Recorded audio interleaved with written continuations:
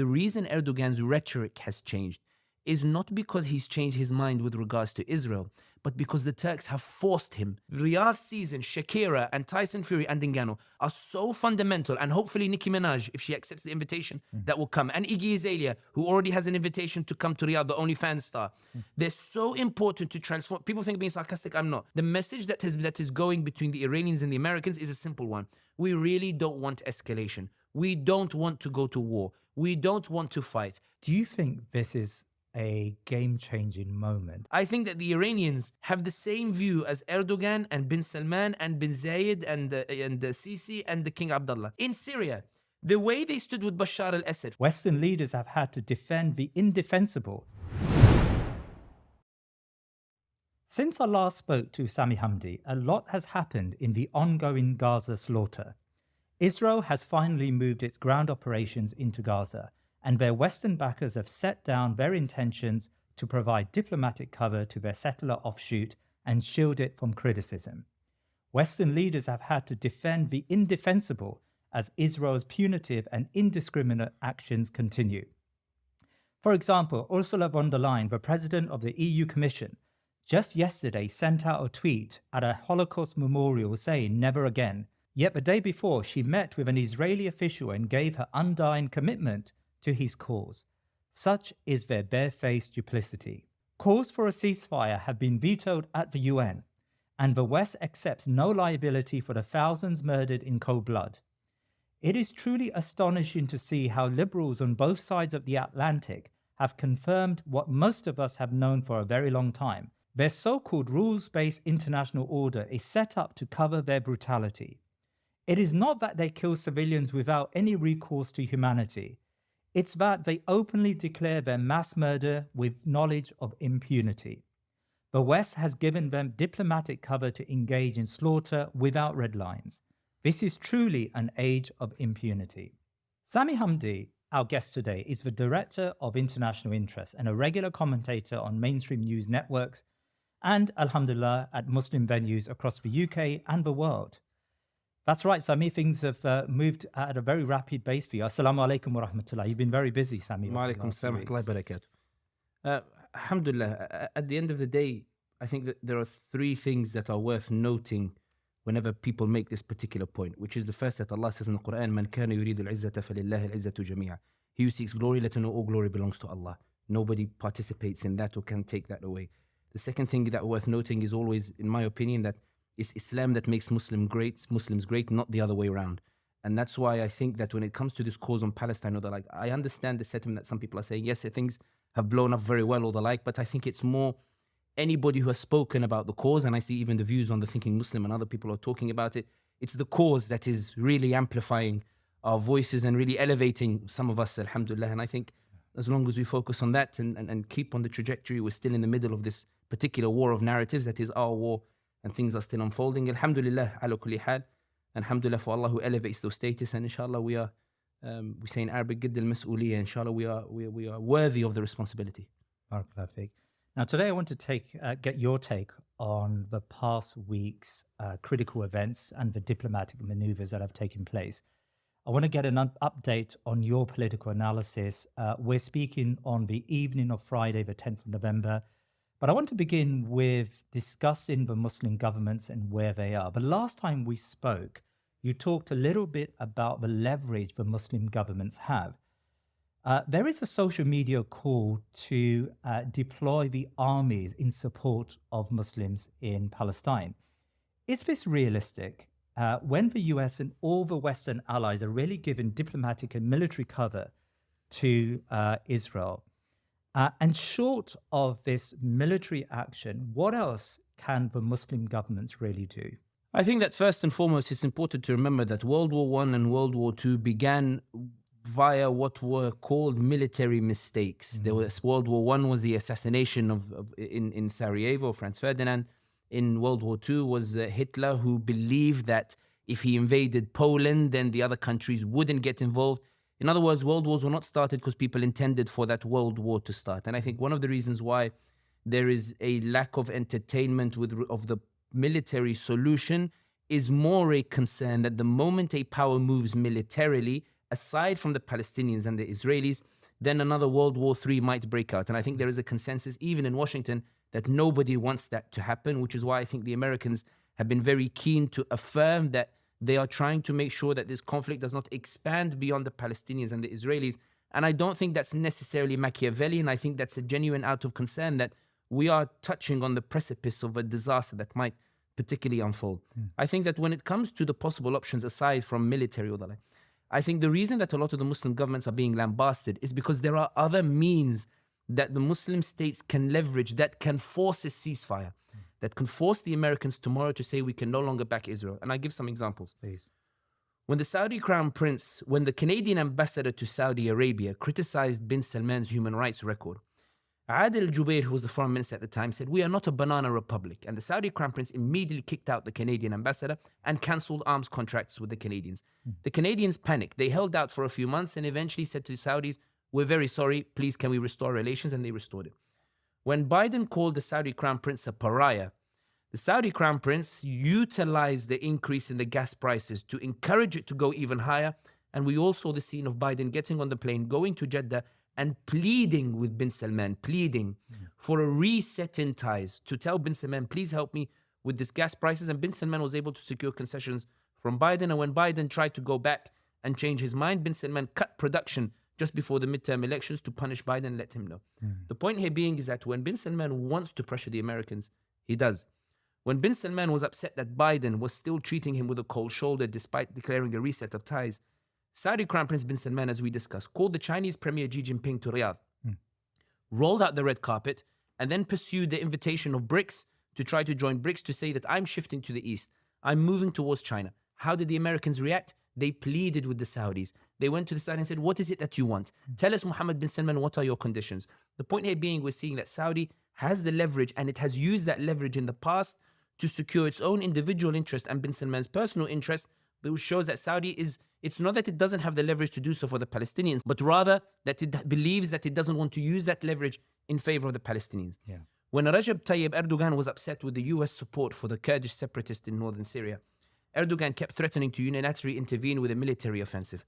When people believed that he wouldn't do it, he began to move his troops, he moved them onto the border, he began skirmishes, and as a result, the Americans went and sent their CIA chief, the vice president, and their national security advisor to Ankara to say to Erdogan, yeah, Erdogan, please, please, please, what is it that you want in exchange for you not to embark on this unilateral measure? When the Americans continued to pressure Erdogan, Erdogan went to the Russians, he bought S-400s, he allied with the Russians, he established good ties with them.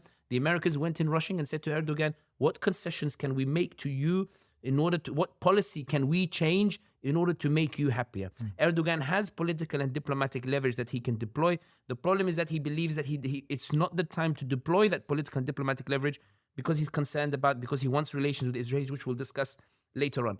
The point here being is that the power is there aside from using the military armies. The reality is this, from a political perspective, and it may upset some people. Gaza is not in need of military armies today because the military armies is not the only means to get the Israelis to back off. If you pressure the Americans with this diplomatic leverage, as is being reported now, today it was reported that all of the cables coming into Washington are that the Arab allies are furious because they are being under pressure from public opinion, and that the Americans are now concerned over the ramifications that this is going to have on the future of the relations with the Arab states. It means that the Americans have identified a scenario that is disastrous for American foreign policy without even the need to deploy the armies. One of the reasons there is a humanitarian pause right now, and again, we'll talk about it later on, is because it's the Americans going to the Israelis and saying, look, we're feeling the pressure here. We're feeling the pressure from public opinion that is forcing even the allies that we rely on, even our friends in the region, even our allies in the region who want to normalize ties with you, public opinion is forcing them to say, look, we like the US and Israel, but we're not going to put those interests above the interest of public opinion. We're forced to alter that public opinion. When we saw, for example, King Abdullah of Jordan withdraw the ambassador from Israel, when we saw Turkey reluctantly withdraw the ambassador from Israel because the Israelis had already withdrawn and Erdogan was concerned about that the Turks would ask, why haven't we withdrawn ours? When you see those withdrawal of the ambassadors, and when you see that Blinken does 2 or 3 visits to the region to talk to allies, to try to present his vision for how they can handle Gaza or the like, it shows that Blinken identifies that there's a power beyond military might that these allies have that they can leverage against the Americans to make the Americans put pressure on the Israelis in order to push for a ceasefire. And this is where the tragedy comes with regards to the Muslim nations, in that it appears that Muslim nations have the diplomatic leverage, they have the economic leverage to force a ceasefire, but they believe that their immediate national interests, when they weigh it, is Vision 2030 worth compromising for the Gazans? Bin Salman says no. Is the Middle East corridor and the gas pipeline in the Mediterranean worth compromising for the sake of Gaza? Erdogan is still mulling whether it's true or not. Yeah. King Abdullah of Jordan has already made his decision. I'm on the verge of a potential regime change. If I don't do anything, I need to adapt accordingly. And he's essentially said that any displacement of Gazans constitutes a declaration of war, a very strong statement. But to go back to your question and answer it very briefly, Muslim powers have the ability to put leverage on the Americans to force a ceasefire, but they're not willing to deploy that leverage on their own. They're not willing to be the sole country that deploys that leverage on their own because they fear the repercussions that might come later on, which might even be supported by other Muslim nations. Hamid bin Jassim, the Qatari Prime Minister, posted a cryptic tweet a few days before the recording of this interview, saying that there is a brotherly nation that is now lobbying and using Qatar's ties with the Palestinian factions as a means to deride Qatar in Washington. That there are states, the implication here is the UAE, that is going to the Americans and saying, yo, see, look how Qatar is talking to Hamas and the Palestinians. We told you they support terrorism. This is, in other words, the idea being is that if Erdogan goes out on his own, he can expect the UAE and other countries to work with the US against him. It's the idea that the Muslims or nations are looking forward, but also looking at each other and believing that all the knives are out ready to be stuck in each other's backs. So there is leverage to be used, but they haven't decided yet, or some of them haven't decided yet, if that leverage is worth using for the sake of the Gazans or the Palestinians. Sami, how do we distinguish between these diplomatic and political actions that may have an impact over, say, just symbolic gestures? I mean, Erdogan gives a speech where he says that Hamas is not a terrorist organization. It's a speech that everyone talks about, and Turkish people are pretty happy. He gets his AK Party members to boycott Starbucks. In fact, a lot of them stage boycotts within Starbucks in Turkey. A lot of that sounds pretty hollow and pretty symbolic. How do we distinguish between what are real, concrete political and diplomatic actions and just symbolic gestures to pacify public opinion? I think to talk about this in general terms is very difficult. If you take it country by country, however, it becomes much easier to do so. You've mentioned Erdogan, so we'll start with Erdogan. I think that when it comes to Erdogan, we mentioned it in the previous podcast as well, that he was looking for warmer ties with the Israelis. He wants a gas pipeline in the Mediterranean. He wants an alternative Middle East corridor. Yeah. He met with Netanyahu in the UN. He was talking about warmer ties with Israel. And even in the beginning, when after October 7th, he gave an unprecedented statement, unprecedentedly weak statement, where he didn't necessarily throw his weight behind the Gazans or the Palestinians, but rather tried to present himself as a mediator and wanted this to de-escalate quite quickly and presented himself as a friend of the Israelis. The reason Erdogan's rhetoric has changed is not because he's changed his mind with regards to Israel, but because the Turks have forced him to change the rhetoric. Erdogan is looking at his Turkish population, which is seething with rage over what is happening in Gaza. There was a viral video in Turkey of a man, an older man, who was shouting at the camera and saying, Erdogan, when you called us out in 2016 to rescue you from the attempted coup, we all took to the streets. Call us now for Gaza. Let us now mobilize to the streets.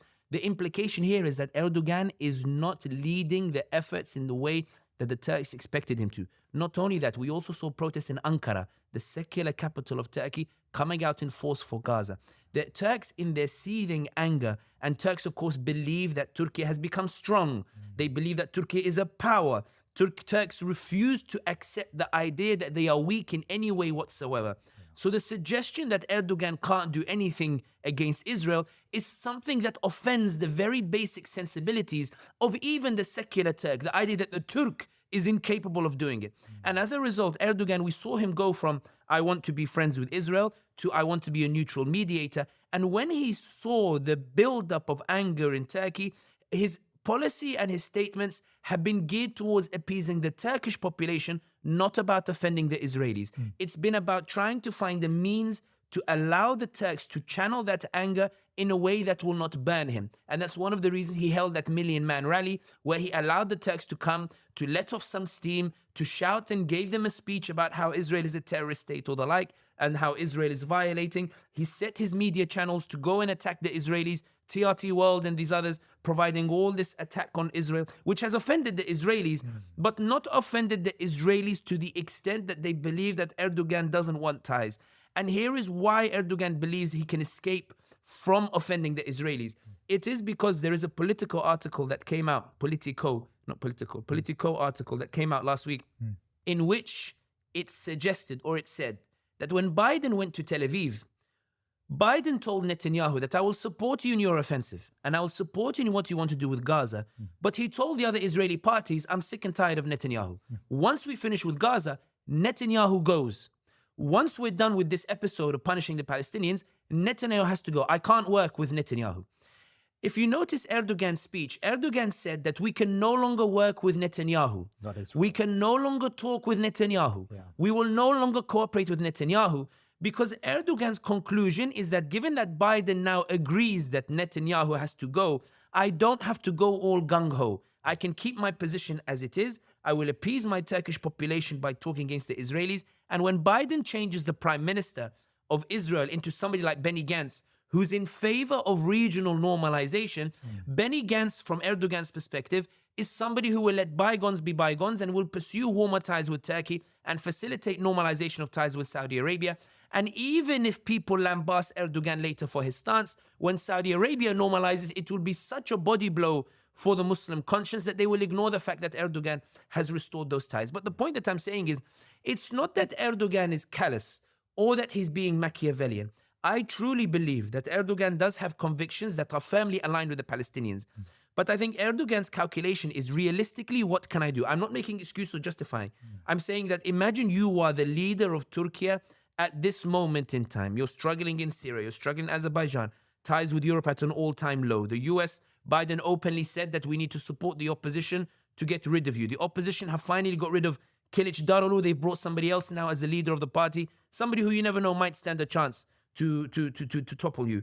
We have the appellate court and the constitutional court now fighting between themselves, which has sweeping consequences and ramifications over your influence over the judiciary. Erdogan believes that in light of this economic crisis, he believes that there is nothing really materially he can do for the Gazans aside from applying this diplomatic pressure or the like. Having said that, one of the things that Erdogan has made clear is, one, Erdogan did not kick out the Israeli ambassador. No, the Israeli ambassador left on their own. Yeah.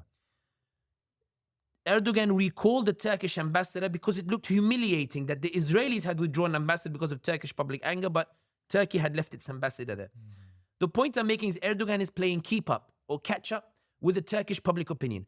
The harder Turkish public opinion is, because remember, Turkey is a country that is more free than the other Muslim countries. The Turkish people have the power to oust their leader in a way the Arab populations don't.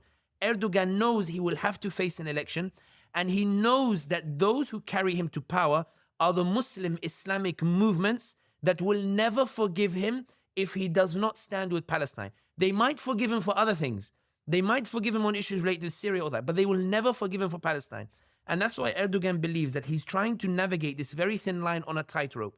How to appease the Turkish population while not offending the Israelis. And I think he's found comfort in that, given there is a consensus Netanyahu should go, I can talk about Netanyahu, but not the Israelis, and then I can restore those ties with the Israelis. The point that I want to make here is, going back to your question, is that Erdogan is clearly buckling under public opinion. That public opinion is happening because of the ordinary Muslim.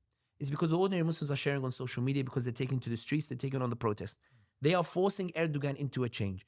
Now, because Erdogan has forced into a change, this is why Blinken went to Turkey. Blinken is concerned that Erdogan is hesitating. You are asking what impact does it have, what tangible impact?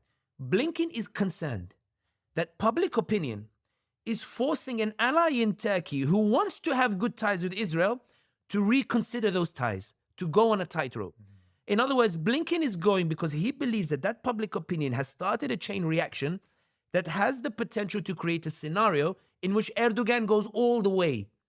Blinken went to Ankara because he's concerned that Erdogan is being squeezed into a corner where he will have to decide between Turkish public opinion and standing with Gaza, and between ties with Israel and warmer rapprochement with the Americans. And Blinken is concerned, this is the point I want to make, that Erdogan is closer to aligning with public opinion in Gaza than he is about resisting public opinion and standing with the Israelis. So you ask, what is the tangible impact of the public opinion, the diplomatic measures, and the statements? The statements are causing concern in Washington because Washington believes, unlike the ordinary person listening to this video, Washington believes that Erdogan has shown before that when he's forced into a corner, he acts. They're worried that Erdogan will act. The same applies to Jordan. We'll move it from country to country. Same applies to Jordan. King Abdullah has been a vital vehicle through which to uphold Israel's security, not because he wants to, but because he lacks the power to do anything else. Jordan is heavily reliant on Gulf money to keep the economy going. And when King Abdullah of Jordan has tried to act independently in the past, we saw Saudi Arabia and the UAE try to orchestrate a coup last year through one of his half-brothers, and the half-brother was eventually detained and the like, and it was a big scandal. And then eventually there was a reconciliation. The Jordanians arrested Saudi's man in Jordan as well, clearly indicating they believe the Saudis were trying to topple him. King Abdullah in Jordan has been under heavy pressure from the Saudi crown prince to hand over custodianship of the Al-Aqsa Mosque to Mohammed bin Salman, so that bin Salman becomes in charge of the three Haramain. And according to diplomats that I've spoken to in closed rooms, the Israelis are convinced. I'm not saying the Saudis said it. I'm not saying that Saudi has promised this. The Israelis are convinced that Saudi normalization will result in bin Salman handing over the territories of Al-Aqsa to the Israelis as part of improving those ties. Whether that's true or not is irrelevant. The Israelis are convinced about that. Jordan has been under heavy pressure. The Jordanians have been trying to maintain the status quo, keep the peace with Israel and keep the peace with the Americans. So imagine you're an American sitting in the White House, an advisor to Blinken, and King Abdullah of Jordan, who you know is willing to play the role of helping to protect Israel's security because he doesn't have power to do anything else, is suddenly talking about declaration of war, is suddenly withdrawing his ambassador. There are protests now taking place in Jordan, and he decides to go to the convention in the meeting in Cairo, and he gives a speech in English where he lambasts the Americans, where he says that you guys consider your lives more expensive than ours, that you're making our lives as cheap and you will pay the price for generations to come. Blinken's reaction is to go to the region to meet with King Abdullah of Jordan. The reason Blinken gets on a plane to go to King Abdullah of Jordan is not because he's at ease with King Abdullah of Jordan. If he was, he would have stayed in the White House. He goes to King Abdullah of Jordan because he's concerned that King Abdullah is under heavy pressure from public opinion, from the ordinary Muslim watching this video who is tweeting and retweeting and sharing and protesting and the like. Blinken is worried that that public opinion is becoming so heavy that King Abdullah of Jordan, when he's forced to decide, should I protect US interests or go on public opinion, Blinken is concerned that he will side with public opinion. Even if he doesn't, it's irrelevant. Politics is all about perceptions and the science of possibilities. Blinken is concerned that there's a scenario that exists where King Abdullah of Jordan will side with public opinion, and that necessitates a visit to go to Amman to talk to King Abdullah of Jordan. And King Abdullah of Jordan cancelled the Quad meeting between the Palestinians, the Egyptians, and the Americans. He said, I'm not having any of it. Something that upset the Americans. And that's an example of where the tangible process lies, because one of the reasons that Blinken went from from no ceasefire to humanitarian pause is because he's concerned that public opinion is forcing the regional policymakers to alter their stance. Take Sisi, for example, and forgive me for going on about this, but we'll take it country by country. Please. Sisi, for example. Sisi has banned protests in Egypt since he took power in 2013. Yeah. Sisi is concerned that the Israeli plan is to push the Palestinians out of Gaza into the Sinai Peninsula. Sisi knows, as a matter of fact, that if this happens, he will go down in history as the greatest traitor to the Ummah that ever lived, as somebody who helped to facilitate that Nakba. Sisi is under heavy pressure. The Americans came to him and said to him, we will give you debt relief if you take them in. On the 20th of October, Biden proposed a funding bill to Congress. Part of that funding bill says that we want to designate millions of funds for neighboring countries to help them with displaced Palestinians. It was Biden saying, I want Congress to provide funds for ethnic cleansing. Financial Times reported that the Egyptian foreign minister responded privately to a meeting of diplomats that wallahi, if these Palestinians are sent into Sinai Peninsula, we will put all of them on boats and send them to the Europeans, and you guys can deal with your human rights or the like. On the 28th of October, so before 28th, Blinken goes to visit Sisi in Cairo. Sisi is under so much pressure that he decides to leave the cameras on. He seats Blinken on the side, and he proceeds to give a 40-minute lecture to Blinken to tell him, when you came to Tel Aviv, you said you came as a Jew. When have we ever persecuted the Jews in this region? And he proceeds to surprise the Americans and lambast Blinken, indicating the extent to which Sisi is livid with the Americans, not because he's upset about the Palestinians, but upset that they're threatening to throw him under the bus by forcing him to take in those refugees. As a result of the stance of the Egyptians, of Sisi, on the 28th of October, Biden tweets and says, I spoke in a phone call with Sisi, and we have agreed that no Palestinian should be displaced outside of Gaza. I thought that Biden might be lying, because Biden has said that he saw the pictures of the 40 beheaded babies, and the White House said that he never saw it. It was Netanyahu who told him. Then John Kirby came out the next day and said, yes, there will be no displacement of Palestinians outside of Gaza. You asked about the tangible shifts. The reason that they shifted from displacing the Gazans outside of Gaza, even though some people say they're being displaced from northern Gaza to southern Gaza. But the point is this, that shift in US policy is as a result of the shifting policy of the regional allies, as a result of the public opinion and public anger that is being expressed on the streets. And that's why when Blinken went to Tel Aviv, according to Axios and CNN, Blinken said to Netanyahu, we need a humanitarian pause. Netanyahu said to Blinken, I think this is a nasty ploy from Biden to force me into a ceasefire. Blinken replied and says, according to Axios, help us to help you. We are suffering under that public opinion. If it continues this way, our position of preventing a ceasefire will become untenable. We need this humanitarian pause to help you with the ethnic cleansing. We need the humanitarian pause so we can market our support for you as humanitarian. The question is this, and I'll finish on this because we might go into some other stuff in detail. The point here is this. The shift in the stance of the regional allies and the statements forced a shift in the stance of the US and the statements of the US. We're not in the clear yet in terms of calling for a ceasefire, but the shift is undeniable. And that shift shows that there are tangible changes taking place as a result of the shifting stance of the regional allies, and those shifting stances are as a result of public opinion, which makes you wonder that if the leaders took it upon themselves to act instead of waiting for public opinion, what the possibilities could be. That's a very thorough answer, Sami. There is a view that the Muslim governments are weak. They don't have the ability to move at this moment in time. And if they do, they'll become another pariah state, a North Korea or a Saddam Hussein Iraq. The argument suggests that some of these leaders, whether it's Saudi Arabia or Turkey or Jordan, are biding their time. Does that idea that they're developing themselves to resist the greater threats that come from the United States and her allies, and they're trying to create a system where they can create more strategic autonomy for themselves, does that argument convince you in any way? Absolutely not. I don't think that's the issue of what's happening here at all. I think the reality is that the Muslim nations are badly divided and conspiring against each other, and that results in the inability to form a united front that might actually force the Americans to back down. Right. In 1973, when the Israelis were pushing back against the Egyptians and the Syrians, they were actually marching towards Damascus and marching towards Cairo.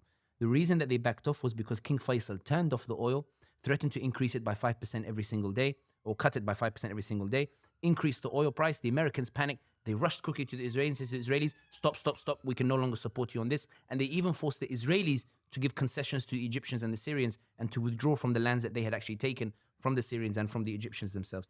The point here being is that when they come together, they're capable of forcing the Americans to back down. I think as it stands at the moment, and even when you look at the stance of Saudi and the UAE in particular, you can see that there is not a unified stance whatsoever. You can see that, and I know that it's a brazen thing to say and it will cause shock for people, I actually argue that Saudi in particular is more in the Israeli camp than it is in the Palestinian camp by every measure possible. Yeah. The reason why I say this is that when you're talking about are these countries trying to pursue autonomy or the like, I think it's less about pursuing autonomy and more about just trying to survive. King Abdullah of Jordan is just trying to survive. Short-term thinking. Short-term thinking. Sisi is just trying to survive. The reason that Sisi hesitated to allow protest was because he was concerned that if he allows protest in Egypt, which is supposed to show support for the Palestinians, if he lets the Egyptians onto the streets and lifts that chokehold that he has on the Egyptian people, then they'll turn on him and go to Maidan al-Tahrir and they'll go protest against him instead. Some of them did. They were beaten up by the police and driven back. But it scared Sisi. Sisi is aware he doesn't have public support. He doesn't have regional support. And now there is even an idea being touted that is allegedly coming from the UAE that an Arab force could be put inside Gaza to help the Israelis to chain the Palestinians. In other words, an offer that's being made, which is why it was interesting that the Jordanian foreign minister came out and said, we reject an international force in Gaza, whether it's Arab or not Arab. Why did he include Arab in that statement? It suggests that an Arab force has been suggested. And the Egyptians then repeated it. We reject the idea of an Arab force in Gaza. And William Burns is reported, the head of CIA, is reported that on his trip to Cairo a couple of days ago, he suggested the idea of an Arab force in Israel, in Palestine, to say to the Arab allies, look, we all know you all want good relations with the Israelis. How about you send some forces over there to help us to contain the Palestinians? And the Arab forces are rejecting the idea on the basis that they would look like traitors. I think that when it comes to the pursuit of strategic autonomy, I think that applies only in the case of Saudi Arabia. And I'll explain what I mean. The Saudi Crown Prince Mohammed bin Salman has three main priorities at this moment in time: a NATO-style security agreement to push back against Iran and its proxies, a support for Vision 2030, and also the acquiring of nuclear technology to build a nuclear program. Those three priorities are so important and so fundamental, especially Vision 2030. It's so important that on the night that the Israelis cut off internet connection to Gaza and proceeded to pound it harder than it had pounded at any point in the previous weeks, the Saudi Crown Prince hosted Shakira and Tyson Fury and Ngannou and went ahead with the festival, even though the UAE and Oman and Kuwait, the UAE وما أدراك cancelled the festivals. Oman and Kuwait had already cancelled them. And Turki al-Sheikh, the descendant of Muhammad bin Abdul Wahhab, Turki al-Sheikh, who is the head of the General Entertainment Authority, put on Facebook the night before saying, how dare anybody tell me to cancel Riyadh season and cancel Shakira? Name me one football match that was cancelled because of a political event. And he didn't even have the class to put at the end of it, may Allah have mercy on those who's happening on Gaza. The reason being is that bin Salman believes that the Riyadh season is absolutely fundamental to transforming the image of the kingdom. It's absolutely fundamental to showing the world that Saudi Arabia is moving forward, that Saudi Arabia is progressing, that Saudi Arabia is the new power. Riyadh season, Shakira and Tyson Fury and Ngannou are so fundamental, and hopefully Nicki Minaj, if she accepts the invitation, that will come. And Iggy Azalea, who already has an invitation to come to Riyadh, the OnlyFans star. They're so important to transform. People think being sarcastic, I'm not. Bin Salman believes these people are absolutely important in transforming the image of Saudi Arabia. He believes that this is so important that the Gazans or the Palestinians are not worth compromising on this. He believes that hosting Jared Kushner, Trump's son-in-law, who came up with the idea of the deal of the century, in which a few millions would be given to the Palestinians in exchange for giving more land to the Israelis. Jared Kushner was the keynote speaker last week at Saudi's Davos in the Desert Forum, at the Economic Forum. At his keynote speech, he lambasted the Palestinians, talk about the necessity of normalization of ties, and talk about the enthusiasm of the Abraham Accords and how it could achieve peace. A nation that is angry about what's happening in Palestine would never have received Jared Kushner or allowed him to speak in that way in the middle of the kingdom. Not only that, when Jared Kushner went back to the US and he spoke to, I think it was The Hill, or CNN, I think The Hill he spoke to, he said, when I went to Saudi Arabia, I found that the Jew is safer in Saudi Arabia than he is on college campuses in the US. And he said that I found an enthusiasm for normalization of ties and that it's very much still on the table. Bin Salman believes that Israel is absolutely important as an ally to secure a NATO-style agreement against the Houthis in Yemen, against the Hashd al-Shabi in Iraq, against the pro-Iran militias, and against Iran itself. Bin Salman believes that the security of the kingdom cannot be compromised for the sake of the Palestinians. 10,000 Palestinians dying, including children, 10,000 Muslims dying, 10,000 Palestinians dying is not worth cancelling Vision or compromising Vision 2030. It doesn't matter how many Palestinians die. Bin Salman believes that there is a necessity to normalize ties with Israel, to get the Americans to help to protect him against the Iranians and to help to advance Vision 2030, to help build cities that look like Miami, to help advance the concerts in order to promote this new Saudi identity, in order to promote this new idea of what Saudi Arabia is meant to mean. So when we look at strategic autonomy, Bin Salman is planning for strategic autonomy. Bin Salman believes the strategic autonomy is so important that it should come at the expense of the Palestinians. Bin Salman, this is the reason why at the ASEAN Riyadh summit, ASEAN being the countries, Indonesia, Malaysia, and these countries, 2 weeks ago, Bin Salman gave a speech of 5 minutes. In it, he dedicated 32.25 seconds to Gaza. I know because I cut it on Premiere Pro. In those 32.25 seconds, He called what's happening, he didn't call it a genocide or ethnic cleansing. He called it an unfortunate violence. He didn't mention Israel by name. He didn't denounce the Israelis. He called for restraint on all sides and called for an urgent de-escalation to take place. Not only that, Saudi Arabia's strategic autonomy is so important. The pursuit of strategic autonomy is so important. Vision 2030 is so important that bin Salman has been trying to redefine the parameters of debate on Palestine within Saudi Arabia itself. The mashayikh in nearly every mosque in Saudi Arabia has been giving the same lesson almost every single day. You must obey the ruler. You must obey bin Salman. You must obey the ruler who knows better than you. Do not talk about issues that you don't know. Abdurrahman al-Sudais, the head of the Haramain, the chief imam, yesterday told the crowd, he started with Allahumma rescue Palestine. Allahumma bless the people of Gaza and protect them. Once he finished, once he did the wajib in order to try to get the Muslims to listen to him, he said, and remember, don't let people use this fitna. He called it a fitna. Don't let people use this fitna to cause you to turn on your leader, to cause you to turn on bin Salman and obey your rulers and obey the scholars that he has appointed over you. The reason they are delivering this message is because they are concerned that Saudis are angry and the Muslim world is angry, that they are angry that bin Salman is not doing anything, and therefore they are Islamically trying to chain the ummah by saying that you must obey the ruler because the ruler knows better than you. In the words of one sheikh in Jami' al-Rajhi in Riyadh, the mosque that belongs to the billionaire Sulaiman al-Rajhi, although he doesn't run it, there's a sheikh who said, quote, you are like slugs compared to the ruler.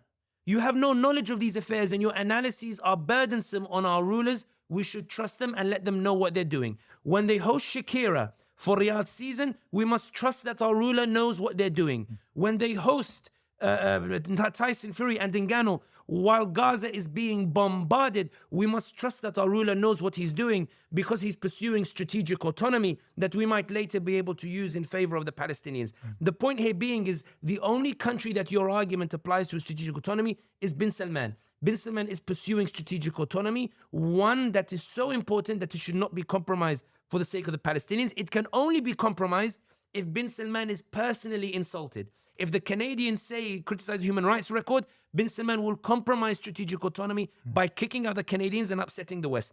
If Biden calls him a pariah, if Biden insults bin Salman personally, bin Salman will cut the oil production. He'll increase the prices. He'll mess around with the gas prices because Biden has insulted him specifically, and he's ready to compromise Saudi strategic autonomy for the sake of the personal insult or rectifying that personal insult. But the point is, to finish here on this, with regards to strategic autonomy or the like, it's absolutely abundantly clear that the Muslim countries have the ability to do something, but they are choosing not to because they believe that their strategic autonomy, that they are still building it, and they believe that that strategic autonomy can be built on the abandonment of the Palestinians. There are different degrees to it. I don't think Erdogan is as callous as bin Salman in it. I believe that Erdogan, for all of my issues with regards to his policies, is sitting in the palace and holding his head, scratching his head, thinking, my goodness, what am I going to do? I'm really struggling with this. I think King Abdullah is pulling his hairs out. I think Sisi is pulling his hairs out. But I think that Saudi Arabia and the UAE are sitting there and saying,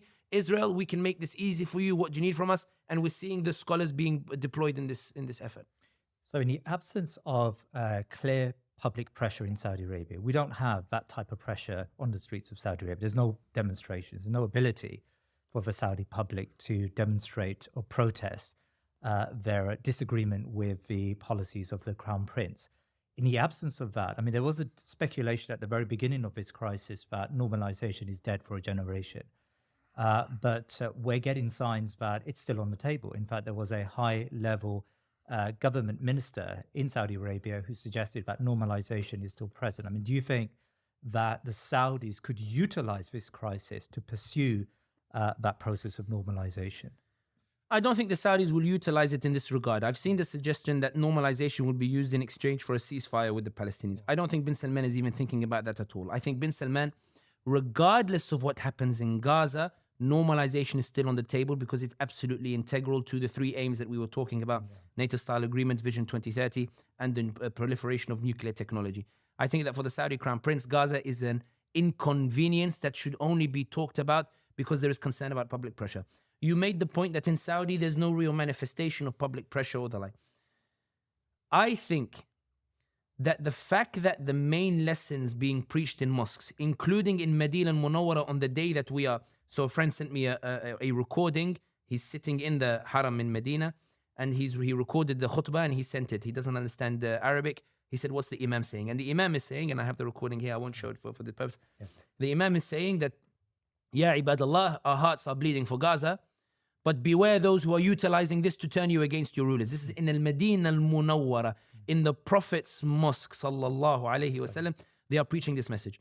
When a government believes that every imam in the country has to be deployed in order to Islamically argue that you should not talk about Gaza because it risks turning you against your ruler, that means a meeting took place in the royal palace in Riyadh that said that there is a scenario where the Saudis might punish us. There is the potential for a public backlash that might cause problems for us. There is a scenario where Saudis get angry. Let's deploy the means at our disposal, the concepts and the ai in order to try to get them to be quiet. I think the proliferation or the idea of the imams talking about this issue, including Abdurrahman al-Sudais, the imam in Mecca, I think the fact that they're talking about it so openly suggests there is concern in Riyadh about public opinion. Moreover, if you note in the Saudi statements, they've gone back to using the word ihtilal to describe the Israelis. That's to appease public opinion. That's not about offending the Israelis. When the Saudi crown prince starts to talk about the 1967 borders again, when, if you remember the Fox News, he said he's willing to accept anything that makes the lives of the Palestinians easier. And Reuters was reporting that the Saudis were not interested in a Palestinian state, they would settle for less. When he talks about the 1967 borders, it's not that he's changed his position, but that he feels that he needs to say that.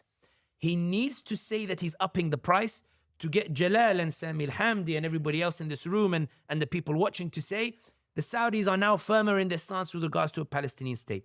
You do that when you're concerned about the potential that public opinion might be able to achieve.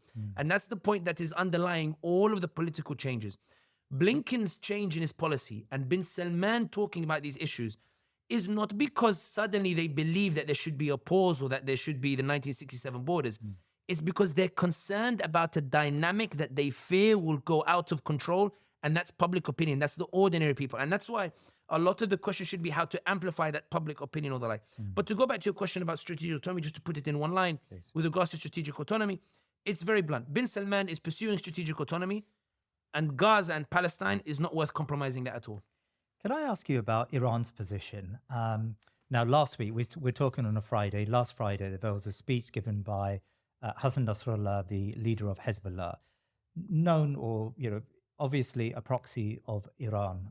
It was a 1.5-hour meandering speech, probably, setting out what seemed like his non-position. Now, there's two interpretations of the speech. First interpretation is that Hassan Nasrallah was speaking on behalf of Iran and was trying to really distance themselves from the Hamas operation, but also suggesting that they're not going to intervene in a substantial way. But of course, that possibly contradicts what's happening in so-called northern Israel on the border with Lebanon, where Lebanon is, where the Hezbollah in Lebanon are engaged in skirmishes, let's call them skirmishes, with the Israeli state. And by some accounts, a third of Israel's army is preoccupied on that border. And in a way, it's creating some relief for Hamas or for the Palestinians in the operation in Gaza. How do you interpret Nasrallah's speech? I think that when it comes to Hezbollah, or indeed Iranian proxies, I think it's easier understood by remembering where Iran was at just before October 7th. Iran was in a reconciliation process with Saudi Arabia. It was talking about reviving the nuclear talks, and it was about cementing its ally in Yemen, in the Houthis, and cementing its militias in Syria and these other places. It was about trying to reconcile Assad with the rest of the Arab states so that the Arab states would invest in Syria so that money could go to Tehran and Tehran could take its reward for having rescued the Assad regime. The point here being is Iran's main policy was de-escalation, reconciliation, and rapprochement. Iran did not see itself in a position where it wanted to escalate, and the reason it was pursuing reconciliation and rapprochement or accepting the call for reconciliation from Saudi Arabia was because the Iranians had their hands on their knees, they were panting, they were tired, they were saying, let's take a time to breathe before we start up again in 5-6 years and continue to antagonize the rest of the the Arab and the other Arab states or the like. And this is because of an economic crisis. Economic crises and the like. So when this situation explodes in Palestine, when now the Israelis are marching in, the Iranians are approaching it from the perspective, this has come at the worst time. Iranians share the same position as Saudi and Erdogan and all the other Muslim states. There could not have been a worse time for the Palestinians to start and for the situation to explode once more. And that's why the Iranians are caught in a very difficult situation whereby they fear that if they abandon Hamas in Palestine, it will send a message to the Houthis in Yemen and the 23 militias of the Hashd al-Shabi in Iraq and Hassan Nasrallah in Lebanon and Assad that there is a scenario where Iran would abandon its allies. Iran is legendary in the region, I don't say that in a positive way, in that Iran never abandons its allies. Iran never sells out its militias. Iran is not like Saudi Arabia or the UAE or the other countries where they pull the rug from underneath their allies when it suits them. Iran sticks by its militias at all times, even when they're under pressure. So the Iranians believe that they have to do something with regards to Hamas and try to ease that burden. They've lined up their militias, they've shown some posturing, but they have sent a clear message that we are posturing in the hope that the Americans can get the Israelis to back down. The message that is going between the Iranians and the Americans is a simple one.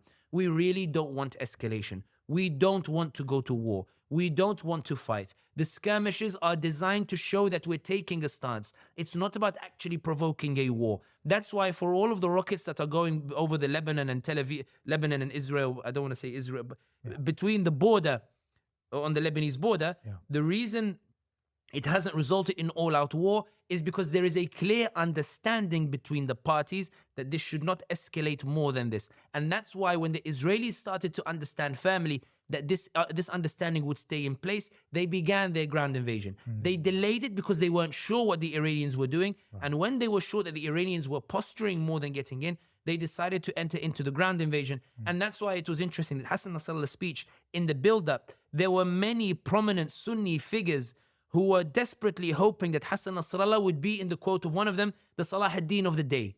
And when he didn't, we saw a wave of apologies from very prominent figures saying that my faith in Hassan Nasrallah and Hezbollah was misplaced. I think that the Iranians have the same view as Erdogan and bin Salman and bin Zayed and the Sisi and the King Abdullah, which is that public opinion and public pressure, if it continues at this rate, eventually Biden will have to change his mind on the ceasefire. The polls in America already show that he's trailing in 6 different states. The pollsters are saying this is because of the economy and because of Biden's position with regards to Israel and Palestine. Erdogan and bin Salman and the Iranians are saying, look, this won't last for months. This will let's hope that it lasts only for a few weeks. And let's all in the meantime plan to show positions where we can later show the world and say, this is the stance that we took for the Palestinians and the Israelis. Politically, it's not a bad stance to take. Politically, it makes sense. But the reason why I mentioned with regards to Iran is because while Iran is posturing and there are missiles being exchanged, it reminds me a lot of when Qasem Soleimani was assassinated in 2019. When Qasem Soleimani was assassinated, everybody said there would be a war between Iran and the US. Instead, what we saw was the Iranians saw that their militias were looking at each other saying, Sayyid Qasem Soleimani has been killed and he's the top dog, he's the top don.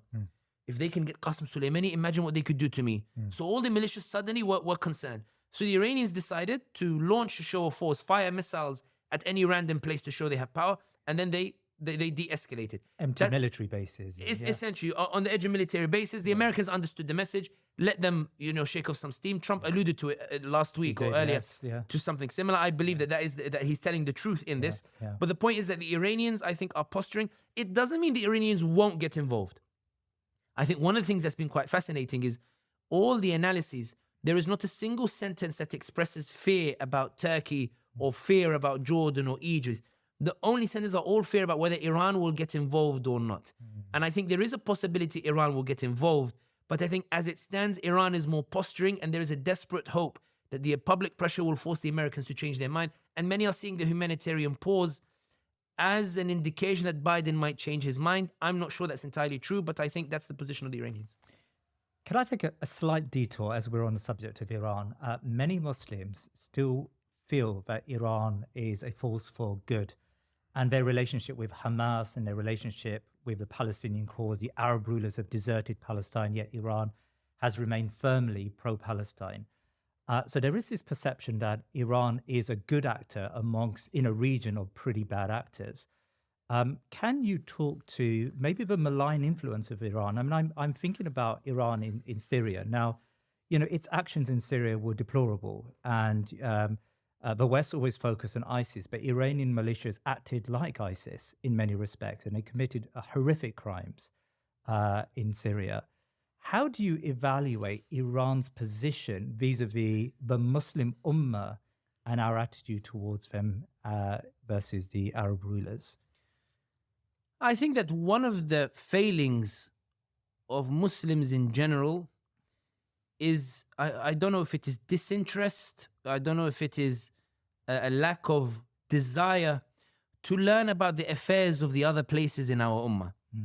The reason why I say that is because I think that one of the greatest tragedies that colonization did to the Muslim ummah was it detached our consciousness from each other. If you read Ibn Khaldun's Muqaddimah, Ibn Khaldun talks about the affairs from Morocco all the way to Iran and beyond. And he talks about it like he knows the intricate details, because for him, the consciousness of the ummah spreads across all of those territories. It's not unnatural for a Muslim to know the affairs of their brothers and sisters in different parts. I think that one of the tragedies of the part of colonization was it cut our consciousness, which means that when people talk about Iran's influence in the region, there's often a very simplistic, naive approach of, we are all Muslim brothers, let's just get along. The reason that Iran is derided in the region is because the number of Muslims that Iran has killed since 1979 in its pursuit of exporting the revolution has been huge. It's a vast amount of Muslims. The propping up of militias in individual countries and using them to undermine central governments, and then allowing those militias to roam with impunity where they can commit sectarian killings, is what has resulted in Iran having a very negative image amongst the Arabs in the countries where Iran has influence. The reason why I said is, if you go to Algeria, they will often sympathize with the Iranians on the basis that Iran has a good stance with regards to Palestine. But when you go and ask the Yemeni, who then complains and says, listen, the Houthis believe that it is wajib that only somebody from Ahl al-Bayt is allowed to rule, and that it is wajib for a Muslim to keep fighting until his dying breath to bring somebody from Ahl al-Bayt, in this case Abd al-Malik al-Houthi or Badr al-Din al-Houthi, to bring them to power. And they launched 7 wars since 2004. They launched 7 wars for the sole purpose of bringing Ahl al-Bayt, because Ahl al-Bayt are the sole people to have the rule. The Yemeni does not have a positive image of this ideology that Iran has brought into Yemen and managed to convince the Houthis and supported the Houthis in toppling the internationally recognized government, which was agreed upon by a national dialogue of all the Yemeni parties that the Houthis themselves participated in as well. The Yemeni believes that Iran is shouting about Palestine today, but look what it did to me in my own country. In Iraq, for example, when you look at the militias and the way they marched north towards Mosul or the like, they were holding up banners saying, this is the revenge for Sayyid al-Hussein, radiallahu anhu. When they put this banner, the Sunni in Iraq turned around and said, yeah, what did I have to do with what happened to Hussein? Yes. But with the way they put this banner and the way they pushed it and the way the militias committed atrocities in their march in Iraq has meant that people have a negative view in Iran. In Syria, the way they stood with Bashar al-Assad, for those who don't know, Syria has seen only 2 presidents since the 1970s, Hafiz al-Assad and his son, Bashar al-Assad. When the Syrians took to the streets to say, we're tired of family rule, we're tired of a regime where the walls have ears, we want dignity and freedom because Allah subhanahu wa ta'ala has afforded this to us in the Qur'an and said that it's a right.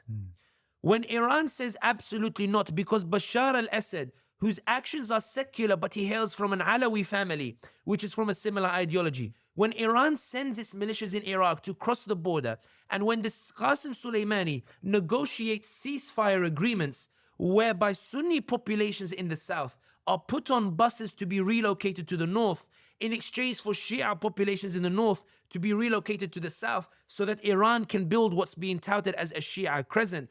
It's hard to imagine a Syrian saying that the Iranians are genuine about their support for Palestine. And this is why I think that while some people will say this is not the time to be talking about Iran and Iran is supporting Palestine or the like, the reason that Saudi Arabia, not bin Salman here, now I'm talking about Saudi Arabia as a state, the reason Saudi Arabia has been pursuing tighter security agreements with the Americans is because the Saudis believe that the Iranians have surrounded them in the north, surrounded them to the south, surrounded them to the east. And Abu Mahdi al-Muhandis, the leader of the Iraqi militias that are loyal to Iran, who was killed with Qasem Soleimani in the drone strike, there is a video that went viral up just before he died, where students in Iran are saying to him in Persian, "Ya Abu Mahdi al-Muhandis, you are a mujahid, you are a hero, and one day, inshallah, you will liberate Palestine." And he says, and the enemy is Israel. He goes, "No, the enemy is not Israel. Riyadh, we go after Saudi first." So, and this is why I think that sometimes when people look at the states, I'm not justifying Saudi's position, but if you ask me as a political analyst, I would say that bin Salman's pursuit of a NATO-style security agreement is not coming because he wants to please the Americans. It's coming because he truly believes Iran poses an existential threat. And when Saudis say that Israel is less of a threat to me, that it's a threat to the Palestinians, but not to me, but Iran is an immediate threat, even if I dislike the argument, even if I reject it because of the manner in which it's used, there is a basis in when you look at the political field as to why they believe that. And that's why I think that Iran's words sound nice when it talks about Palestine. But when you look at the actions on the ground, and when you look at, for example, in Iraq, remember, from 2003, after the US invasion, it was pro-Iran parties that ran the government. They had a golden opportunity to show us what the governance that ideology produces, what governance that an ideology that forbids every Muslim from political power except the descendants of Ahl al-Bayt, something that the Prophet Muhammad ﷺ never ordered or never told the Muslims whatsoever.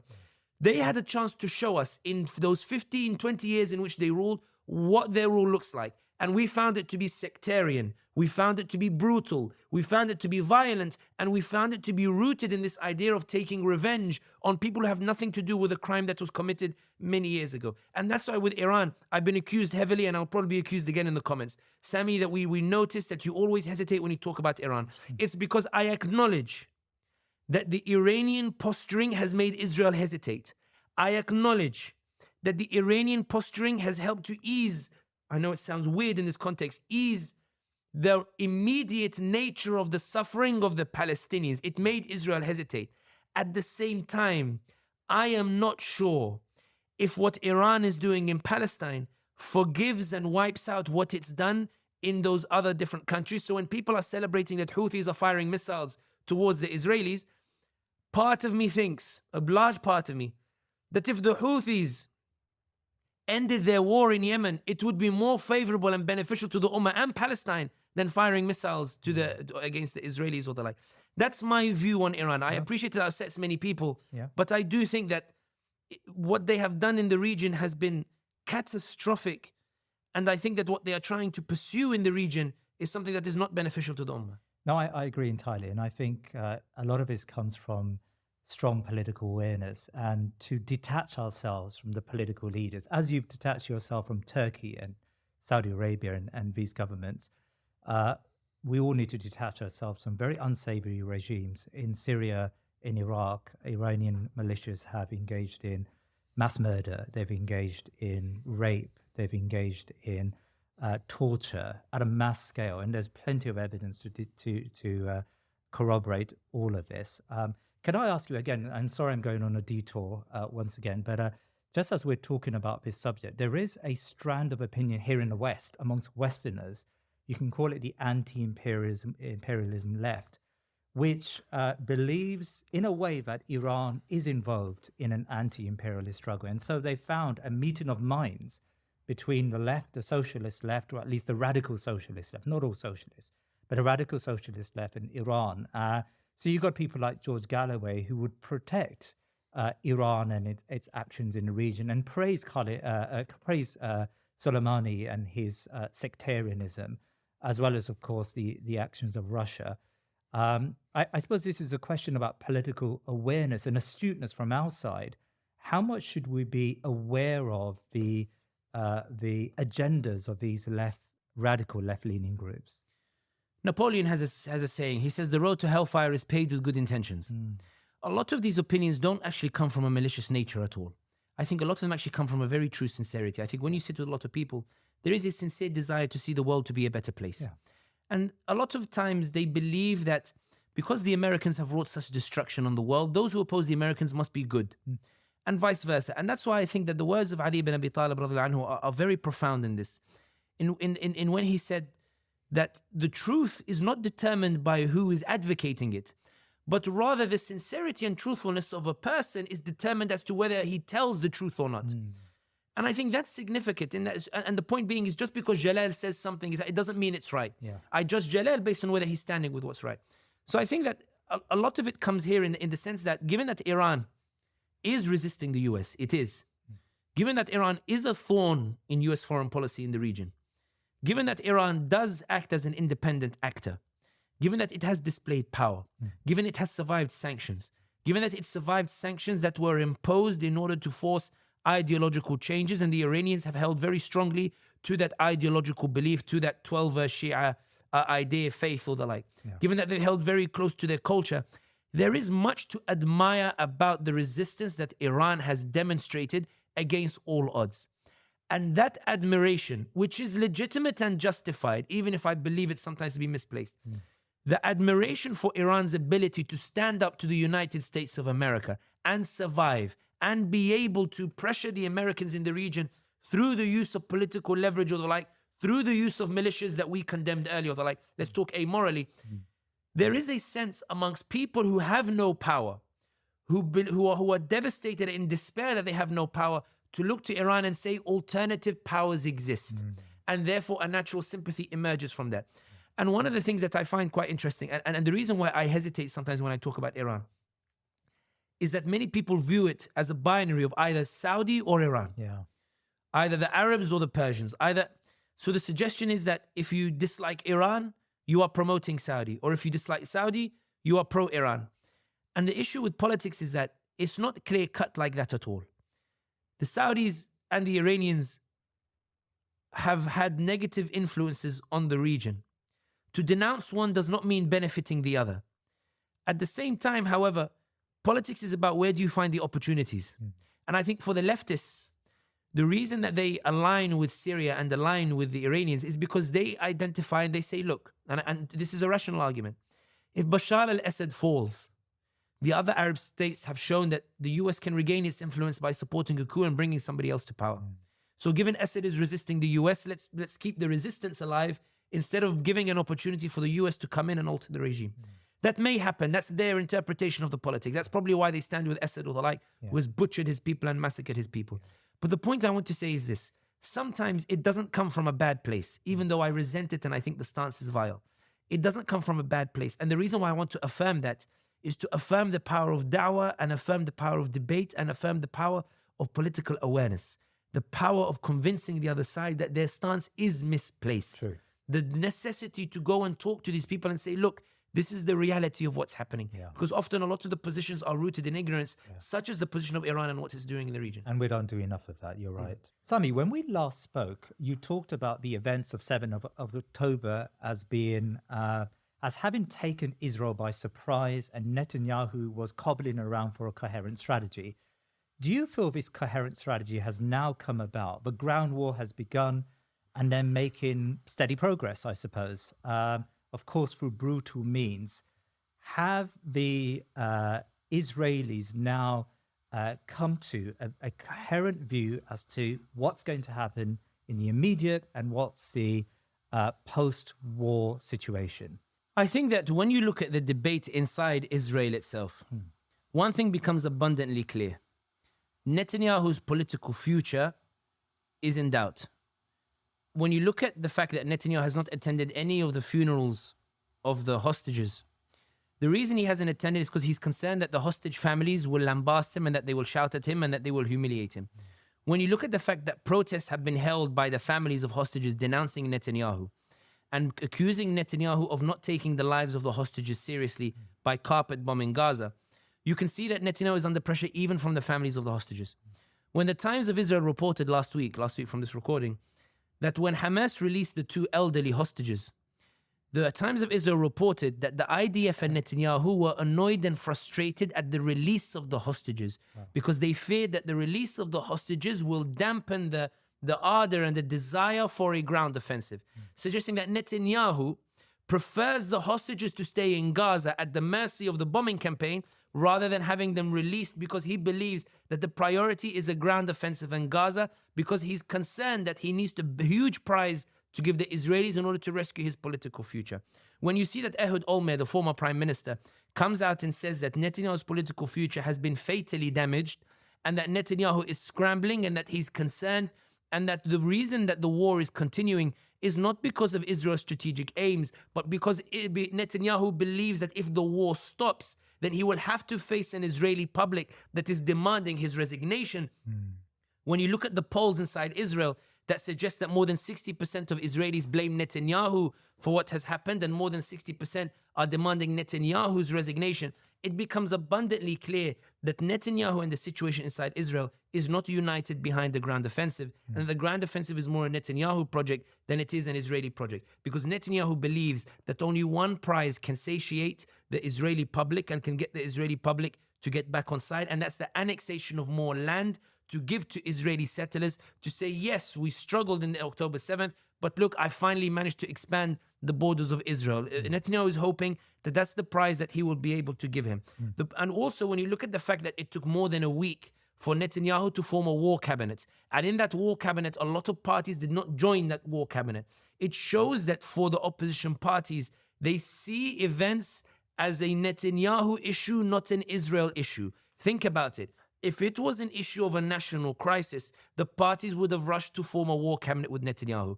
The fact that they did not is because when they looked at the situation, they believed that the threat was not as great as was being made up by Netanyahu, that the IDF had enough power to push back the Palestinians, and that now the only reason the war is going on is because Netanyahu is concerned for his political future. When you look at the Politico article that we talked about earlier, which reports that Biden told Netanyahu that you cannot say or stay on after this issue finishes, after this offensive finishes, it shows that even in the US, in the White House, in those closed door meetings, they see that it is Netanyahu who has caused this issue and that Netanyahu is under pressure. The point here being is, when you're asking about the Israeli strategy, I think there is no Israeli strategy, there is a Netanyahu strategy. A Netanyahu strategy that says that we need this ground offensive because if we don't do it, then I will be forced to resign. And that's why that the Israelis, when you talk about the strategic aims, a lot of the debate inside Israel itself is, what strategic aims have actually been achieved? What high-profile Hamas commander have we killed? What high-profile Hamas base have we defeated? Instead, we're taking casualties, and those casualties are piling up. Because Netanyahu's strategy is no longer about strategic aims for Israel. It's about right now, if I stop now, I will be forced to resign. Let me prolong this war until an opportunity presents itself where I can survive and stay on in power. Do you think that the alleged view that the Israelis are trying to ethnically cleanse Gaza, I mean, there was the initial suggestion that the US were trying to pay the Egyptians, and you've dispelled that that's just not going to happen anymore. But do you think that it's realistic that they're going to, in effect, colonize the north of Gaza, north of Wadi Gaza, and ethnically cleanse the entire population to the south? In effect, an expansionist policy, and that's partly driving this policy of Netanyahu. I think that Netanyahu sees only one way out, and that's to take land in the West Bank and to take land in Gaza. And I think that when you look at the Israeli allies, even in the US, I think there is a rabid thirst to take more land off the Palestinians as part of expanding this Israeli state. Remember, Netanyahu, before the October 7th, the week before at the UN, he held up that map which completely erased Palestine from the map. I think that when it comes to Netanyahu and what he's trying to pursue, I think the ethnic cleansing is the gift that he wants to give to the Israelis to forgive him for what happened on October 7th.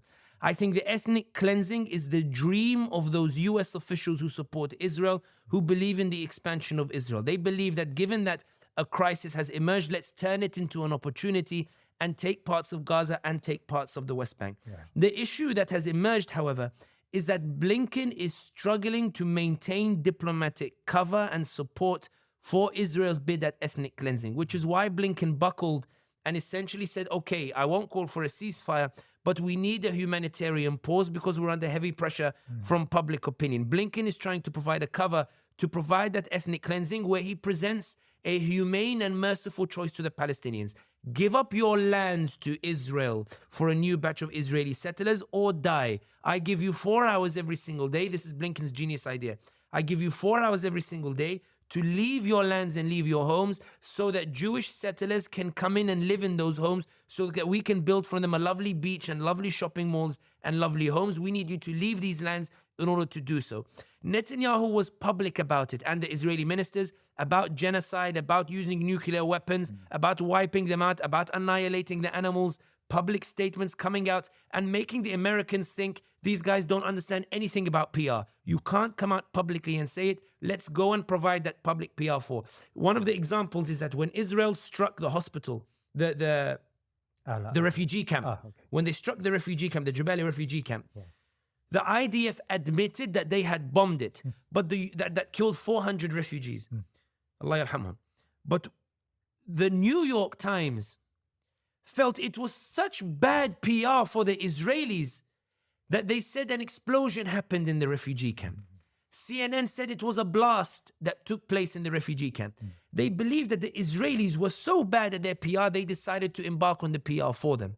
The point being is that Blinken is struggling in that Israel is being so brazen about its desire to commit genocide and ethnic cleansing that he's going on this tour and providing these ideas of humanitarian pauses in order to try to facilitate it. But the crux of your question is, Netanyahu is trying to perform ethnic cleansing because he knows that's what gets Israelis really going. The US officials want to see ethnic cleansing, but on the condition that it does not compromise their interest elsewhere. And there is a debate now in the US as to the extent that Israel should be allowed in order to embark on that ethnic cleansing. Why would the United States embark on this process of ethnic cleansing? Because it's going to possibly save Netanyahu from his public. And as we know, Biden despises Netanyahu. Biden wants Netanyahu to go. So in a way, it gives a lifeline to Netanyahu. Why? Because and it creates a big problem for Biden at home. You've just talked about the poll ratings of Biden. They're plummeting.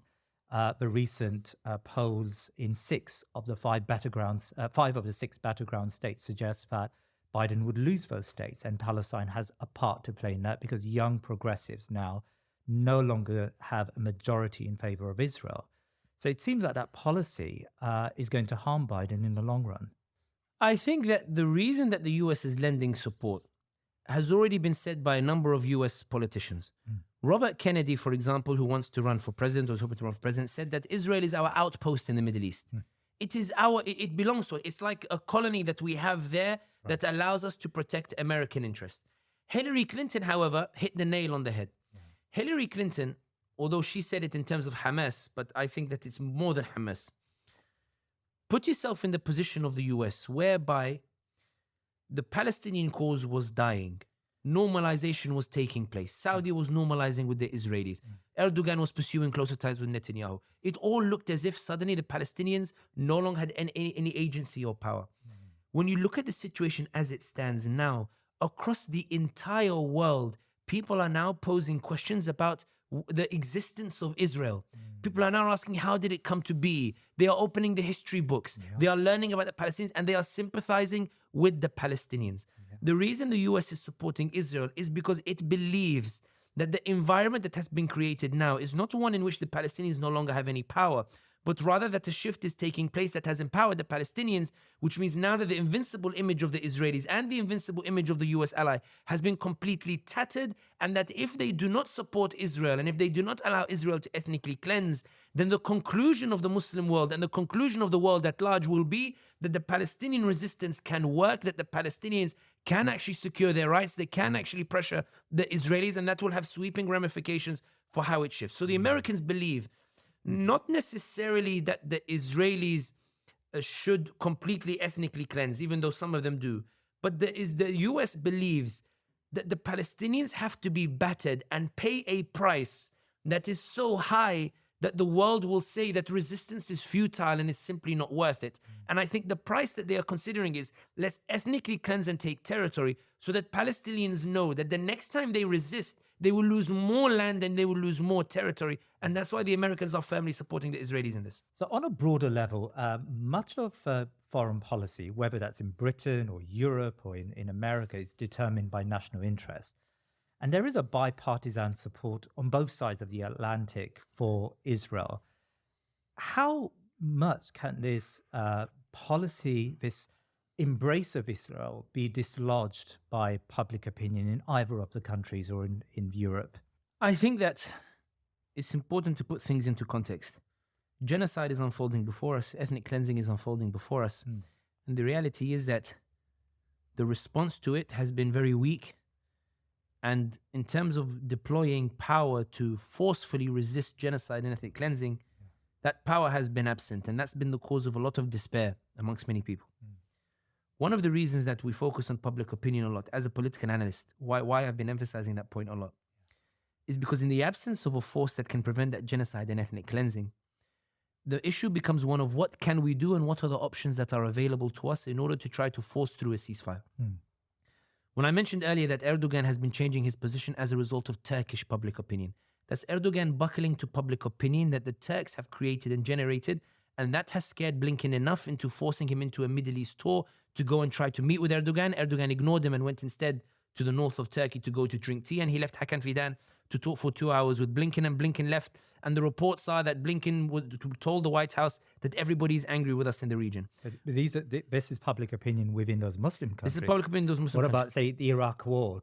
2 million people marched against the Iraq War. Tony Blair went to war. How much can public opinion be really changed in these Western countries? I think that one of the reasons why I don't want to compare it too much to the Iraq War was because 9/11 created such a surge of support for the US that when Bush came out and said, you're either with us or against us, and when the FBI started cracking down on Muslim organizations in the US, and when the US made clear that there was an appetite for war, when King Abdullah of Saudi Arabia, who was crown prince at the time, was left reeling and trying to reverse to prevent him from being on the list of countries that might be invaded, I think the overwhelming vibe at that time as a result of what happened in 9/11 meant that for all of the protests and the marches, or the casus belli had already been determined, and there was nobody who was going to stop the US. I think this time is different for two reasons. The first is that when people look back at what happened in the Iraq War and 9/11, everybody is referencing the Taliban. Everybody is saying that, look, we've been in this situation before, we went gung-ho before, we supported these invasions before, 20 years later, the Taliban came to power. So there is an increased restraint, sounds ironic and strange in the situation, but there is a increased reflection with regards to what action should be taken with regards to what's happening. The second point that's worth noting is with regards to public opinion is Bush was not facing an imminent election when 9/11 happened. Biden is facing an election that is upcoming. Biden is concerned about the polls about being behind in 6 states. The reason public opinion matters is because in the CNN article, one thing that was quite interesting is it reports that when Biden spoke to Netanyahu, he told him that the relentless bombardment of the images and the videos that are going viral on social media is making it increasingly untenable to uphold a position whereby the US does not support a ceasefire. That the bombardment of these social media videos that is describing the reality of the atrocities that are being committed in Gaza is making it difficult for Biden to hold his ground. You asked, what difference does public opinion make? The humanitarian pause in and of itself is a buckling on the part of Blinken because he wants to present the ethnic cleansing in a more humanitarian way. And Axios reported, as we mentioned earlier, that Netanyahu was resisting the humanitarian pause because he feared it was Biden buckling and Biden using it as a way to lure him into a ceasefire. The reason that humanitarian pause is causing friction between the Israelis and the Americans is because Biden is not concerned about Saudi Arabia or Turkey or the like. Biden is concerned about public opinion at home. When you look at Congress, when Rashida Tlaib gave her speech and then she was censored and they voted to censor her, one thing that I thought went under the radar was that 192 members of Congress voted in favor of Rashida Tlaib. 188 voted in favor of Rashida and 4 decided to abstain. That means there was a difference of about 50 votes or 40 votes. That means that Israel failed to convince 192 members of Congress, more than 40% of Congress, to stand with it in order to silence Rashida Tlaib. That's unprecedented. That's as a result of public opinion, as a result of public pressure. And that was noted by the Democrats because a subsequent article revealed that the Democrats there's huge tensions now inside the Democrats with regards to Biden's stance with regards to Israel. When Michigan and 2 other of the swing states are under threat from Trump and show that Trump is leading, knowing that in those states, the Muslim population, which is a minority but makes the difference in those votes, when suddenly Biden sees himself lacking in the polls, this is why Kamala Harris came out, the vice president, and said, we've come up with an Islamophobia program in order to combat Islamophobia. Kamala Harris didn't do it because Biden suddenly cares about the Muslims. Biden didn't call Rashida Tlaib throughout the month when the Palestinians were being bombarded. The reason Kamala Harris did it is because on the table where the Democrats are talking to each other, they've said, look, Michigan, we need that Muslim vote.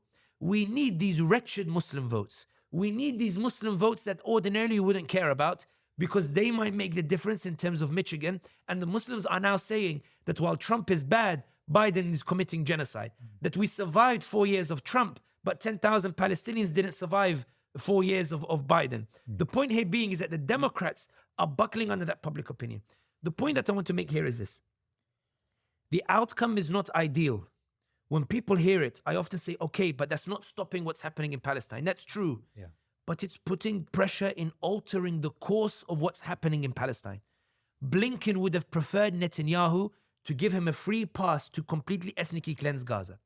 He's now imposed a humanitarian pause, which is a cover for ethnic cleansing, but the necessity of that cover came about because of public opinion. It came about because of you in the thinking Muslim. It came about because of those who are listening to us. It came about because of the 2 who decided to come late at night because I came late for this appointment and they've decided to tolerate it and sit down and help with the camera work or the like. It's because of the public opinion that's been generating that this is buckling, which leads me as a political analyst to conclude that if this public pressure continues, today we have a humanitarian pause, tomorrow we can get a ceasefire. That if we keep up this pressure, if we keep up the bombardment, as Biden called it, of those social media videos that are making it difficult to uphold support for Israel, then eventually a ceasefire will come about. And then that leads to the conclusion as to how do you punish the Democrats for what happened. Some people are saying that if we don't vote for the Democrats, Trump will be worse. But there is an argument to be made that if Muslims still vote for the Democrats or still vote for Labour, then the Democrats will come to the conclusion that no matter how many genocides we commit against the Muslims will always come to us because they don't have a vote. There is an email that is being sent out by the Democrats the past 3-4 days in which they are saying that Trump wants to put the Muslim ban and we are against the Muslim ban. The reaction of the Muslims is, I will never vote Biden again. Good. It may provoke a debate in the Democrats where the Democrats say, look, okay, how can we win the Muslim vote? Let's move Biden and bring another candidate in his place. At that point, Muslims can go vote for the Democrats or the like. But the point here being is this. I understand the frustration that we're not seeing the results that we want. I understand the frustration that change is not happening at the pace that we want. But the reason change is happening is because of public opinion, which leads me to conclude that if that public opinion was not there, the situation would be worse than it is now. And the fact that we're seeing these changes take place is because of public pressure means as a political analyst, as I'm writing in the reports, as long as that public opinion is sustained and the pressure is sustained, we could be closer to a ceasefire, not in a matter of months, as Netanyahu is insisting, but perhaps even in weeks or perhaps days if we really push. Can I ask you about the position of the European Union? I was speaking to a journalist from Brussels, and they suggested to me that the position of Ursula von der Leyen, the Commission President, and many members of the Commission and the hierarchy of the EU is actually far more firmly, in a way, behind Israel than even some of the American positions. What do you think accounts for that? I mean, there was, Ursula von der Leyen. She hasn't moved. She hasn't moved an inch for the last 5 weeks, and her position is deplorable in so many ways. Yes, you've got the High Representative of Foreign Affairs, Joseph Borrell, who's somewhat contradicting her. But EU position seems firmly in favor of Israel. Can you shed some light on why that is? I think that when it comes to the EU position, I think there are deep divisions inside the EU, which is why the EU, when people say that it doesn't have a major role to play in what's happening, the reason it doesn't have a major role to play is because of the divisions. If it was united, it could play a stronger role. But because it is not united, it cannot play that role. Because Joseph Borrell is saying that von der Leyen does not represent our position. Because those ministers from Spain and Spain is coming out and calling for Netanyahu to be dragged before the International Criminal Court. It means that the motions in the EU that were designed to restrict social media's promotion of pro-Palestinian content have not gone through. Because of those divisions, it means the EU has been unable to help Israel in the manner that perhaps von der Leyen would have liked. And the reason that the motions and the bills have not been passed that Israel has been calling for is because of those particular divisions. And the reason those divisions have been exacerbated is because of domestic public opinion. The reason we're seeing a lot of repressive measures emerge in France and in Germany with regards to pro-Palestinian sentiment is not because these governments necessarily are wholeheartedly behind the Israelis. Macron, for example, is now using the C word. He's used the word ceasefire at a Gaza event, and he also on record where he said the civilian casualties is far too much for us to keep supporting the Israelis. The reason the repressive measures are so hard is because the backlash to Israel is so great amongst the populations, and the policymakers in the EU are unsure how to tackle that. In other words, what we're seeing as the EU position not budging, I actually argue that the inability of the EU to even present an effective stance that might be of use to the Israelis is because of those divisions. And I think that but for those divisions, we would have seen a more firmer stance. So I think that's something to describe to the EU's, to Spain's credit, and also to the credit of public opinion that exacerbated those differences. Sami, I've got two more questions left for you. This has been, really interesting and really useful for me. Do you think this is a game-changing moment? I mean, I was speaking to a friend of mine who sort of somewhat cynically suggested that, okay, Muslims are pretty angry at the moment, but come next year, come elections in America and Britain, they're going to still vote for the left-leaning parties who have endorsed and signed off genocide. Things are going to go back to normal. This is analogous maybe to the 2003 when there was a boycott campaign against American McDonald's and Coca-Cola. A year later, I visited Medina and spoke to a friend of mine who ran a restaurant, and he said that, although he banned Coca-Cola, within a year, his customers wanted Coca-Cola back. Is it a game-changing moment, or are we going to see more of the same once a ceasefire is announced and once things die down? The problem with that argument is that it presumes that the status quo has been the same for the past 90, 100 years, or even for the past 10 years. It assumes that the status quo has been the same all of this person's life or all of our lives. It assumes that the events that we've seen in our lifetimes is the history of mankind. It assumes that the status quo where Israel is existing and where the Americans back the Israelis and where the EUs are backing the Israelis has always been the situation. Whereas the reality is you don't have to look far back to look at articles here in the UK in which they were deriding the Jewish population as aliens, where there were pogroms taking place, where they were trying to kick out the Jewish population and trying to send them anywhere but allow them to stay in Europe. I think that when it comes to these assumptions that somehow things will go back to the way they were before, they never do. They never go back to the way they were before. One of the reasons that the US has been rather hesitant with regards to the extent to which it is prepared to support Israel, again, I know that sounds strange, is because the US is concerned that its failure in Afghanistan means there should be a revision in terms of how it lashes out in foreign policy. Two events that look similar are not the same because the context and the history of those events is very different. And that's why I think that while it's true that people are celebrating the way the Ummah has been mobilizing in terms of raising public awareness, and why we're seeing all these videos of pro-Israelis who are now changing their minds and becoming pro-Palestinians, while we're seeing more and more allies come out, while we're seeing a lot of the policymakers buckle towards public opinion, I think the cynicism that is emerging has more to do with a failure to accurately read the trends of history and a failure to appreciate the gains that have been made in history in and of itself. The reality is that in politics is about taking opportunities.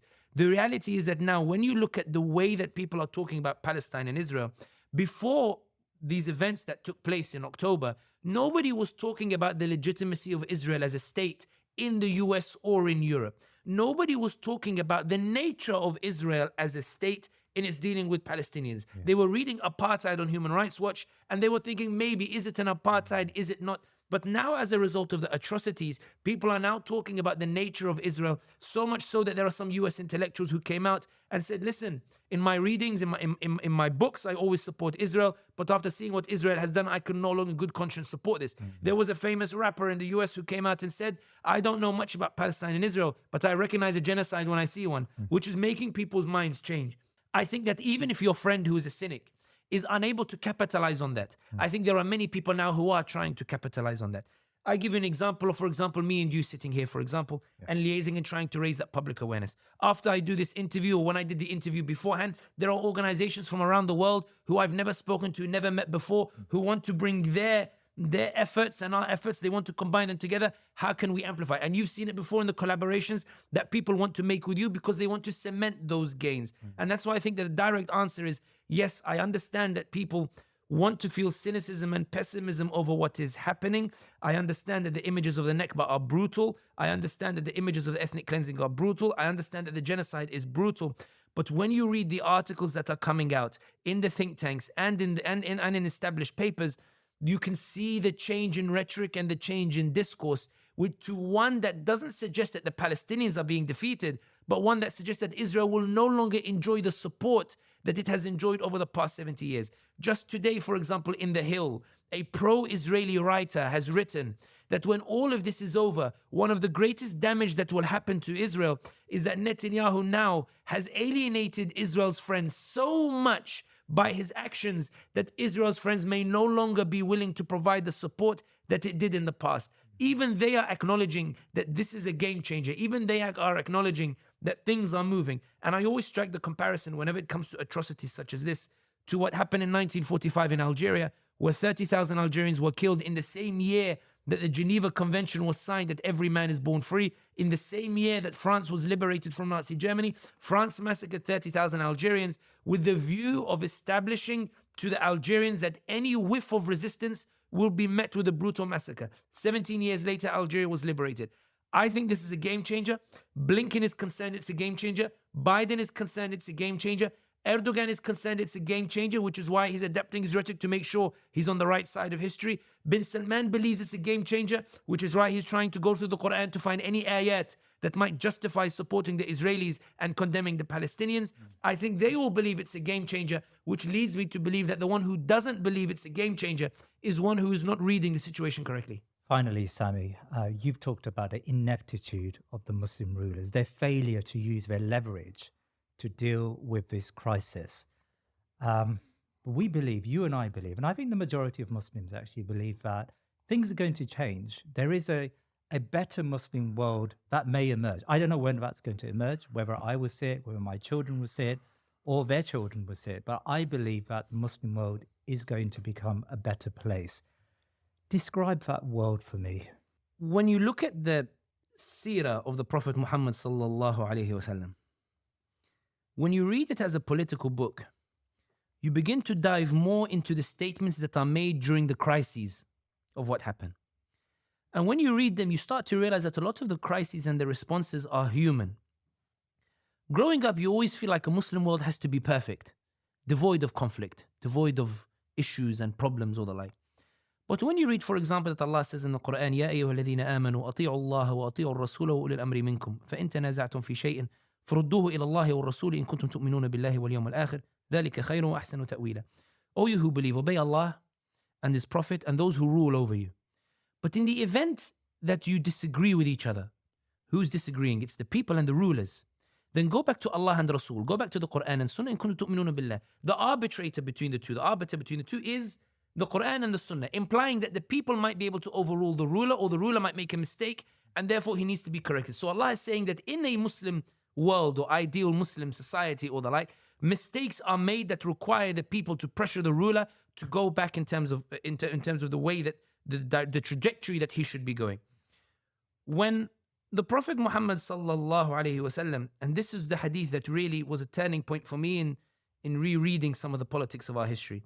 When the Prophet sallallahu says about Al-Hassan, his grandson, he says, this grandson of mine is a Sayyid, and he will reconcile between two large groups of Muslims. The two large groups he talks about are Muawiyah and Ali ibn Abi Talib radiyallahu anhuma, on the both of them. The Prophet ﷺ in this says that Al-Hassan is a noble because he will reconcile between the two. The Prophet ﷺ did not make a judgment who was right or wrong between Ali ibn Abi Talib and Muawiyah. He celebrated the reconciliation between two large groups of Muslims and the bringing of that ummah back together, a conflict between the Sahaba who were the best of people. Islam was not compromised despite what had happened. It continued to spread to Iraq, continued to spread to the four corners of the globe. The other thing that's worth noting is that the Prophet Muhammad sallallahu alaihi wasallam, in his lifetime, achieved the greatest success of any creation.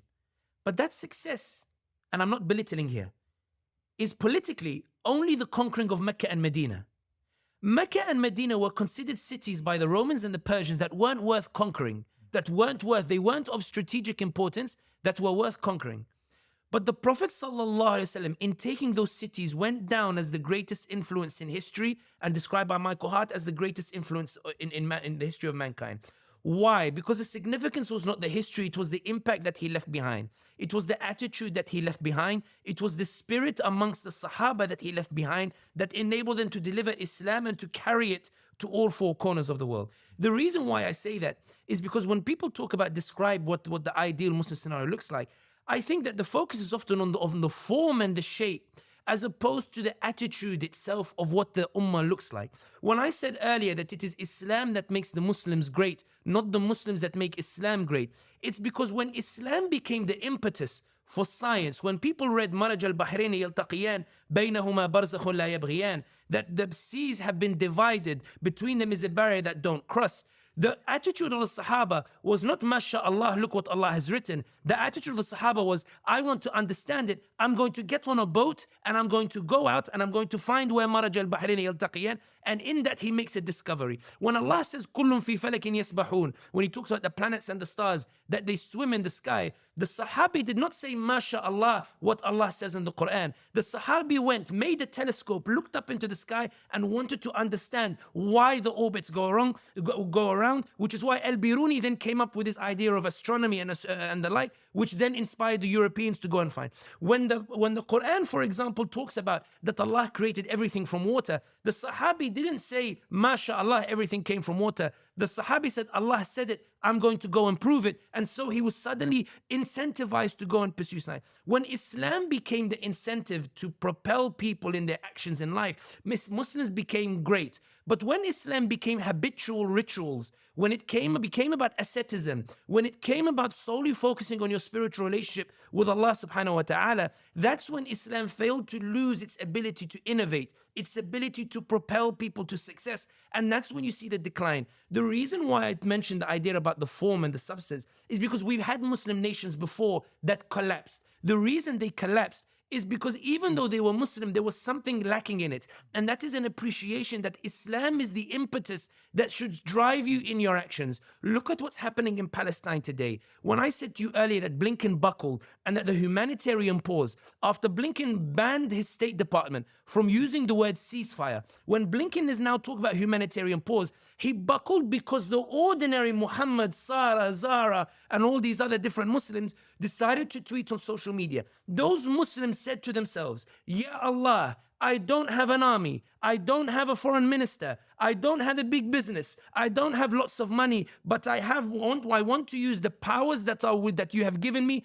in order to advance the cause of Islam and advance the cause of Palestine. They took one step, Allah took 10 and amplified the voice, and Blinken is now bucketing. Jalal, you sat here and you said, I want to do a Thinking Muslim podcast and I want to bring speakers to promote the Palestinian cause. You brought Dr. Tariq Suidan, you brought other people and the like. You said, Allah, this is the power that I have. Allah, let's see how it goes. And in the end, the views that you're seeing on your channel, you took one step, Allah took 10. Everybody who talks to me says that they watch the Thinking Muslim podcast. You took one step, Allah took 10. Allah rewards the striving of an ummah. When Allah says in the Quran, Inna Allah la yughayru ma biqawmin hatta yughayru ma bi anfusihim. When Allah says He does not change the state of a people until they change what is in themselves, many people interpret that ayah solely from an ascetic perspective. It's about the spirituality. What Allah means in this ayah is that an ummah that takes this step to strive, I amplify that striving and I amplify the efforts on it because all outcomes belong to Allah subhanahu wa ta'ala. The reality is that when we're talking about the ideal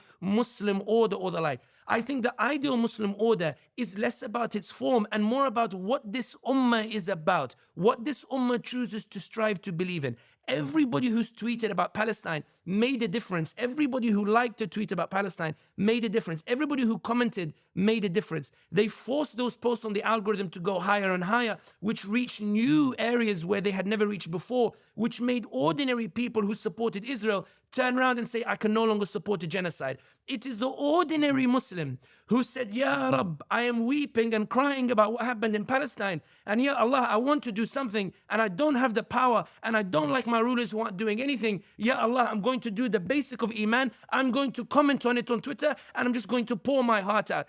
Because the efforts, because that person made the intention to say, Allah, all power belongs to you, I'm going to use the powers that I have. They forced 192 Congress people in Congress to vote against Israel, unprecedented. They forced Biden to tell the Israelis that the content that they're sharing on social media means I can't keep supporting the Israelis. You don't have months, you only have weeks. And if we continue, we can get that ceasefire. An ideal Muslim society is not one that is devoid of problems. Allah subhanahu wa ta'ala says in Surah Ghafir, where He says, وقهم السيئات ومن تق السيئات يومئذ فقد رحمته وذلك هو الفوز العظيم. This ayah used to stop me when it came to politics. Allah says, and forgive them their sins. These are the angels when they make dua for those who say astaghfirullah, for those who seek Allah.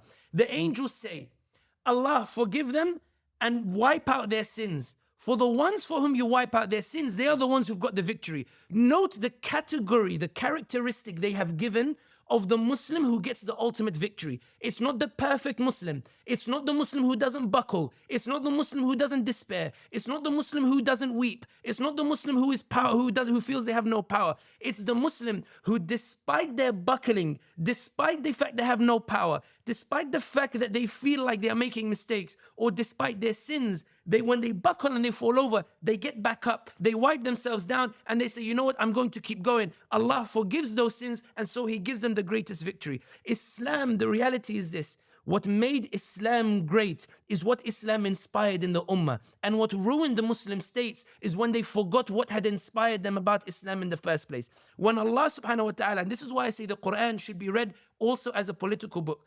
Allah has no need of Muslims to deliver His message. Allah sent Yunus alayhi salam to his people to say to them, to guide them to the deen, to guide them to Allah subhanahu wa ta'ala. Yunus got so angry and frustrated with his people that he left them and he was swallowed by a whale.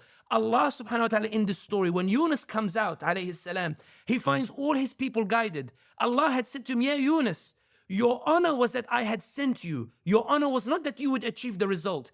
All glory belongs to me, all outcome belongs to me. I've shown you that I can do it on my own. You are the one who's supposed to feel honored. When you asked me in the beginning of this podcast, Sami, mashallah, people are talking about, and the reason why I'm terrified of such statements is because of the story of Yunus. Allah doesn't need me. I'm not the one honoring Allah. I'm not the one honoring Islam by mobilizing. Islam honors me by encouraging me to mobilize. Allah honors me by allowing me to be the tool and vehicle. Once upon a time, I used to sit on my couch watching the TV, telling my wife, do you think one day I will be able to have a platform where I can reach people and talk? And she would say, inshallah, but you need to keep typing, you need to keep moving. And it was hard to keep moving. Today, alhamdulillah, I'm speaking and you see your reach now in the US or the like. Allah is elevating that power. I don't know where it will end up one day. But the point here being is, it's abundantly clear.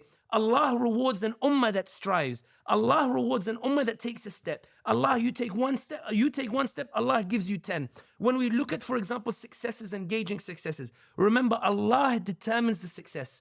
Allah determines the outcome. The Prophet Muhammad sallallahu alaihi wasallam did not see Islam in Argentina. He did not see Al-Quds liberated. He did not see the Battle of Qadisiyah. He did not see the Islam enter Persia or enter Rome. He didn't see it, but he didn't need to, Jalal, because he'd done what he had to do. Allah used him as a vehicle to inspire Sahaba to go out. Somebody made a very good point. In terms of the Sahaba, when you look at the graves in Medina, most of Sahaba are buried outside, because for them what Islam meant, Islam was not to sit in a room and focus solely on spirituality. Islam was a religion of action where we go out, where we tell ourselves, because we're travelers in this dunya, I see an injustice, let me go for it. And the Prophet Muhammad sallallahu alaihi wasallam, this is what I mean. Look at Islam also from a political lens. We read the hadith, بَلِّغُوا عَنِّي وَلَوْ آيَةً, convey from me even as a verse. We read it as a spiritual verse. Read the Qur'an, you feel better. But part of the meaning is also, the Prophet ﷺ meant that when you speak it, you advance the cause of Islam. You force a debate, you force a discussion. People ask you who said it. Then they want to know about Islam. Then it enters Rome. Then it enters Berlin. Paul Williams, who you had over here, is now listed as one of the most influential Muslims. He's an English revert. When you look at the way Islam is spreading and entering people's homes, Allah is making it abundantly clear that the outcome belongs to Him. When you look at the Prophet Muhammad sallallahu alaihi wasallam, people are saying we have no power. He says, "Man ra'a minkum munkaran falyughayyirhu biyadihi."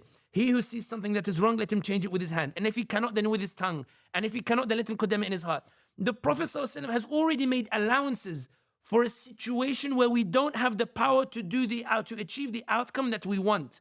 So the Prophet has qualified it in that if you can't change it with your hand, then condemn it with your tongue and raise awareness. That's an elevated form of resistance as well. But the reason why I mention all this is because when people ask, what does a Muslim polity look like? I look at Islamic history and I see that the best of creations, the Sahaba, they fought between themselves. I see that, for example, the Abbasids and the Umayyads, they were side by side, one in Andalusia and one in Baghdad. Baghdad became a golden age for Islam at the same time that Cordoba became a golden age of Islam. Because what drove this ummah, what drove the Muslims was the impetus of Islam. And I think what we're seeing now with regards to Palestine is everybody feeling the despair, but going back to Islam and realizing that Islam is not just about the dua, although it's fundamentally important. It's not just about the salat, even though we should increase our salat, because the Prophet ﷺ in the Battle of the Trench used to increase his salat in order to pray for victory. But they are realizing that this ummah should also be about action. Yeah, Jalal, I'm seeing Muslims here in the UK now talk about the Muslim census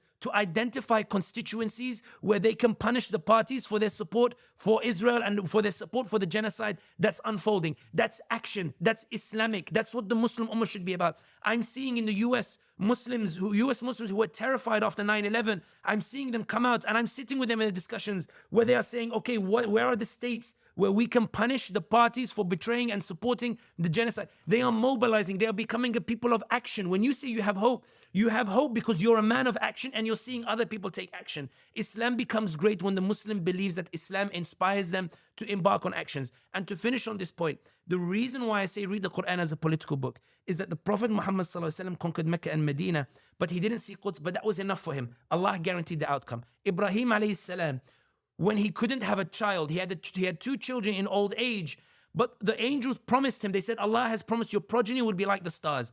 He died in a small village near Mecca, never seeing that progeny, never seeing Mecca become such a large city, but that was enough for him because Allah dealt with the outcome. He did what he had to do. But Hud alayhi salam, Shu'aib alayhi salam, Salih alayhi salam, Nuh alayhi salam, they spent hundreds of years with their people, Nuh 900 years, calling to their people, and never succeeded in establishing that polity that you're talking about. They never succeeded in convincing their people, even though they tried. Layla wa nahara wa lam yazidhum du'a'i illa firara. Nuh used to say that my da'wah only makes them run away. The point is, Allah is making absolutely clear that the outcome belongs to Him. I don't know what shape or form a Muslim polity will look like. I don't know what it should look like. What I do know is Allah already knows what it looks like. What I do know is that Allah is the best one to trust with the outcome of it. And what I do know is it will never come about if this remains an ummah that doesn't take action. What I hope, and my response to your friend earlier who was a cynic, is this. Palestine has shown you that your actions, however insignificant you feel they are, were significant. Everybody who posted on social media has made Blinken buckle, has made Netanyahu buckle, has made bin Salman mobilize the mashayikh in the mosques to get them to come up with an Islamically legitimate argument in order to try to tell them you should be quiet, don't talk about Gaza. He's worried, so he's coming after you.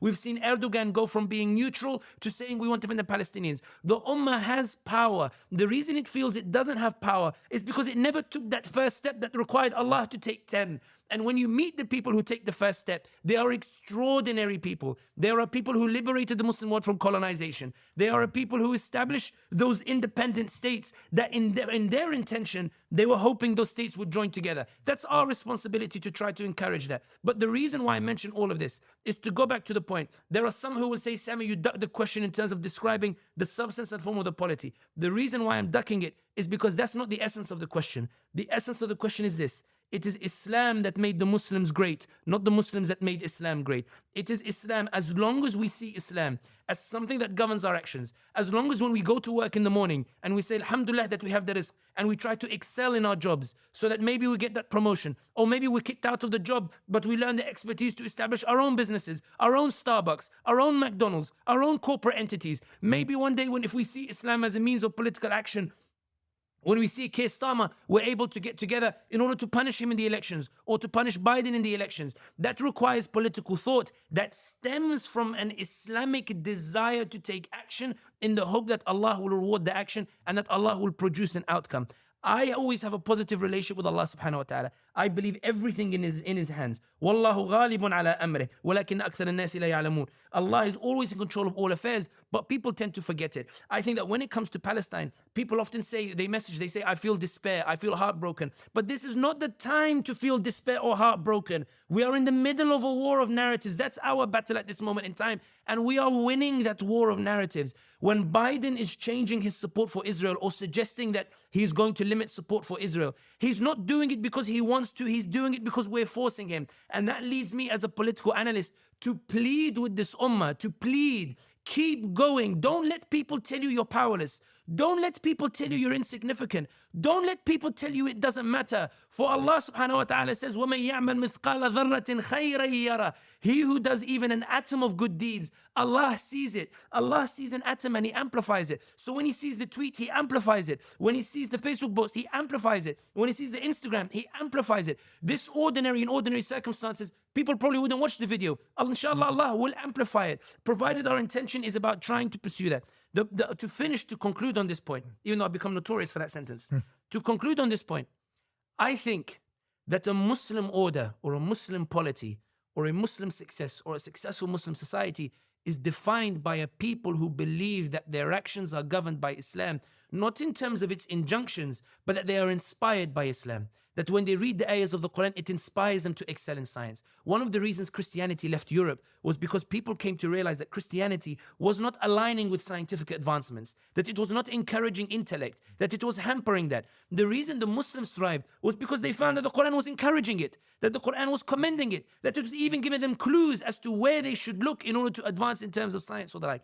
And I think that the greatest victory that is coming out of here is that the global public shift, the shift in public opinion, is going to have sweeping consequences on how we talk about Palestine and Israel. When a ceasefire eventually comes, I promise you, those journalists will not write that Israel won. They will write that Israel lost. They will write that Israel was unable to defeat these ragtag group of Palestinians, that Israel lost the moral compass, that the West lost its moral authority, and that will have sweeping ramifications for how new organizations emerge, for the new thinking about how the political era should look, for new thinking of how the global order should look like. I think that this is a turning point for the generations. This is a turning point in terms of our thinking. This is a turning point in terms of how we perceive the ummah. And that's why I think that, to conclude, remember that at the end of the day, we are travelers in this dunya. Allah will decide the outcome. Allah will decide. We may not see it in our lifetime. Allah may not have written it, but Allah has guaranteed it. Allah has decided it. The honor for us is whether we decide to be the vehicles or not. And that's why my dua is not necessarily that Allah, please deliver the outcome. My dua is always, Allah, I know you've decided it. I know you've decided on your own terms. I know you already have a point. You already have a time when you're going to bring the outcome. But Allah, I plead with you, let me be a vehicle for it. I plead with you, give me the honor to be part of it. I plead with you, let me be associated with it, because it is you who honors me, not I who honor you. It is Islam that honors me, not me who honors Islam. It is me who needs you, you don't need me. It's we who need you, you don't need us. And you've shown that throughout the Qur'an. And I think that once you've reconciled that, I think that what you feel inside you is a fire that starts burning, and you set that despair aside, and you start seeing the opportunities that are in front of you. And inshallah, today we have a limited power. Tomorrow you don't know what kind of power we'll have, inshallah. And inshallah, this ummah appreciates what it's achieved, appreciates what it's done, appreciates the power it has, and remembers that the all glory belongs to Allah subhanahu wa ta'ala. The more we believe that, and the more we take those steps towards Allah, Allah will amplify our voices as He's doing today, alhamdulillah. Sami, Hamdi, Jazakallah khair, Barakallah feek for your time today. Please remember to subscribe to our social media and YouTube channels, and head over to our website thinkinmuslim.com to sign up to my weekly newsletter. Jazakallah khair.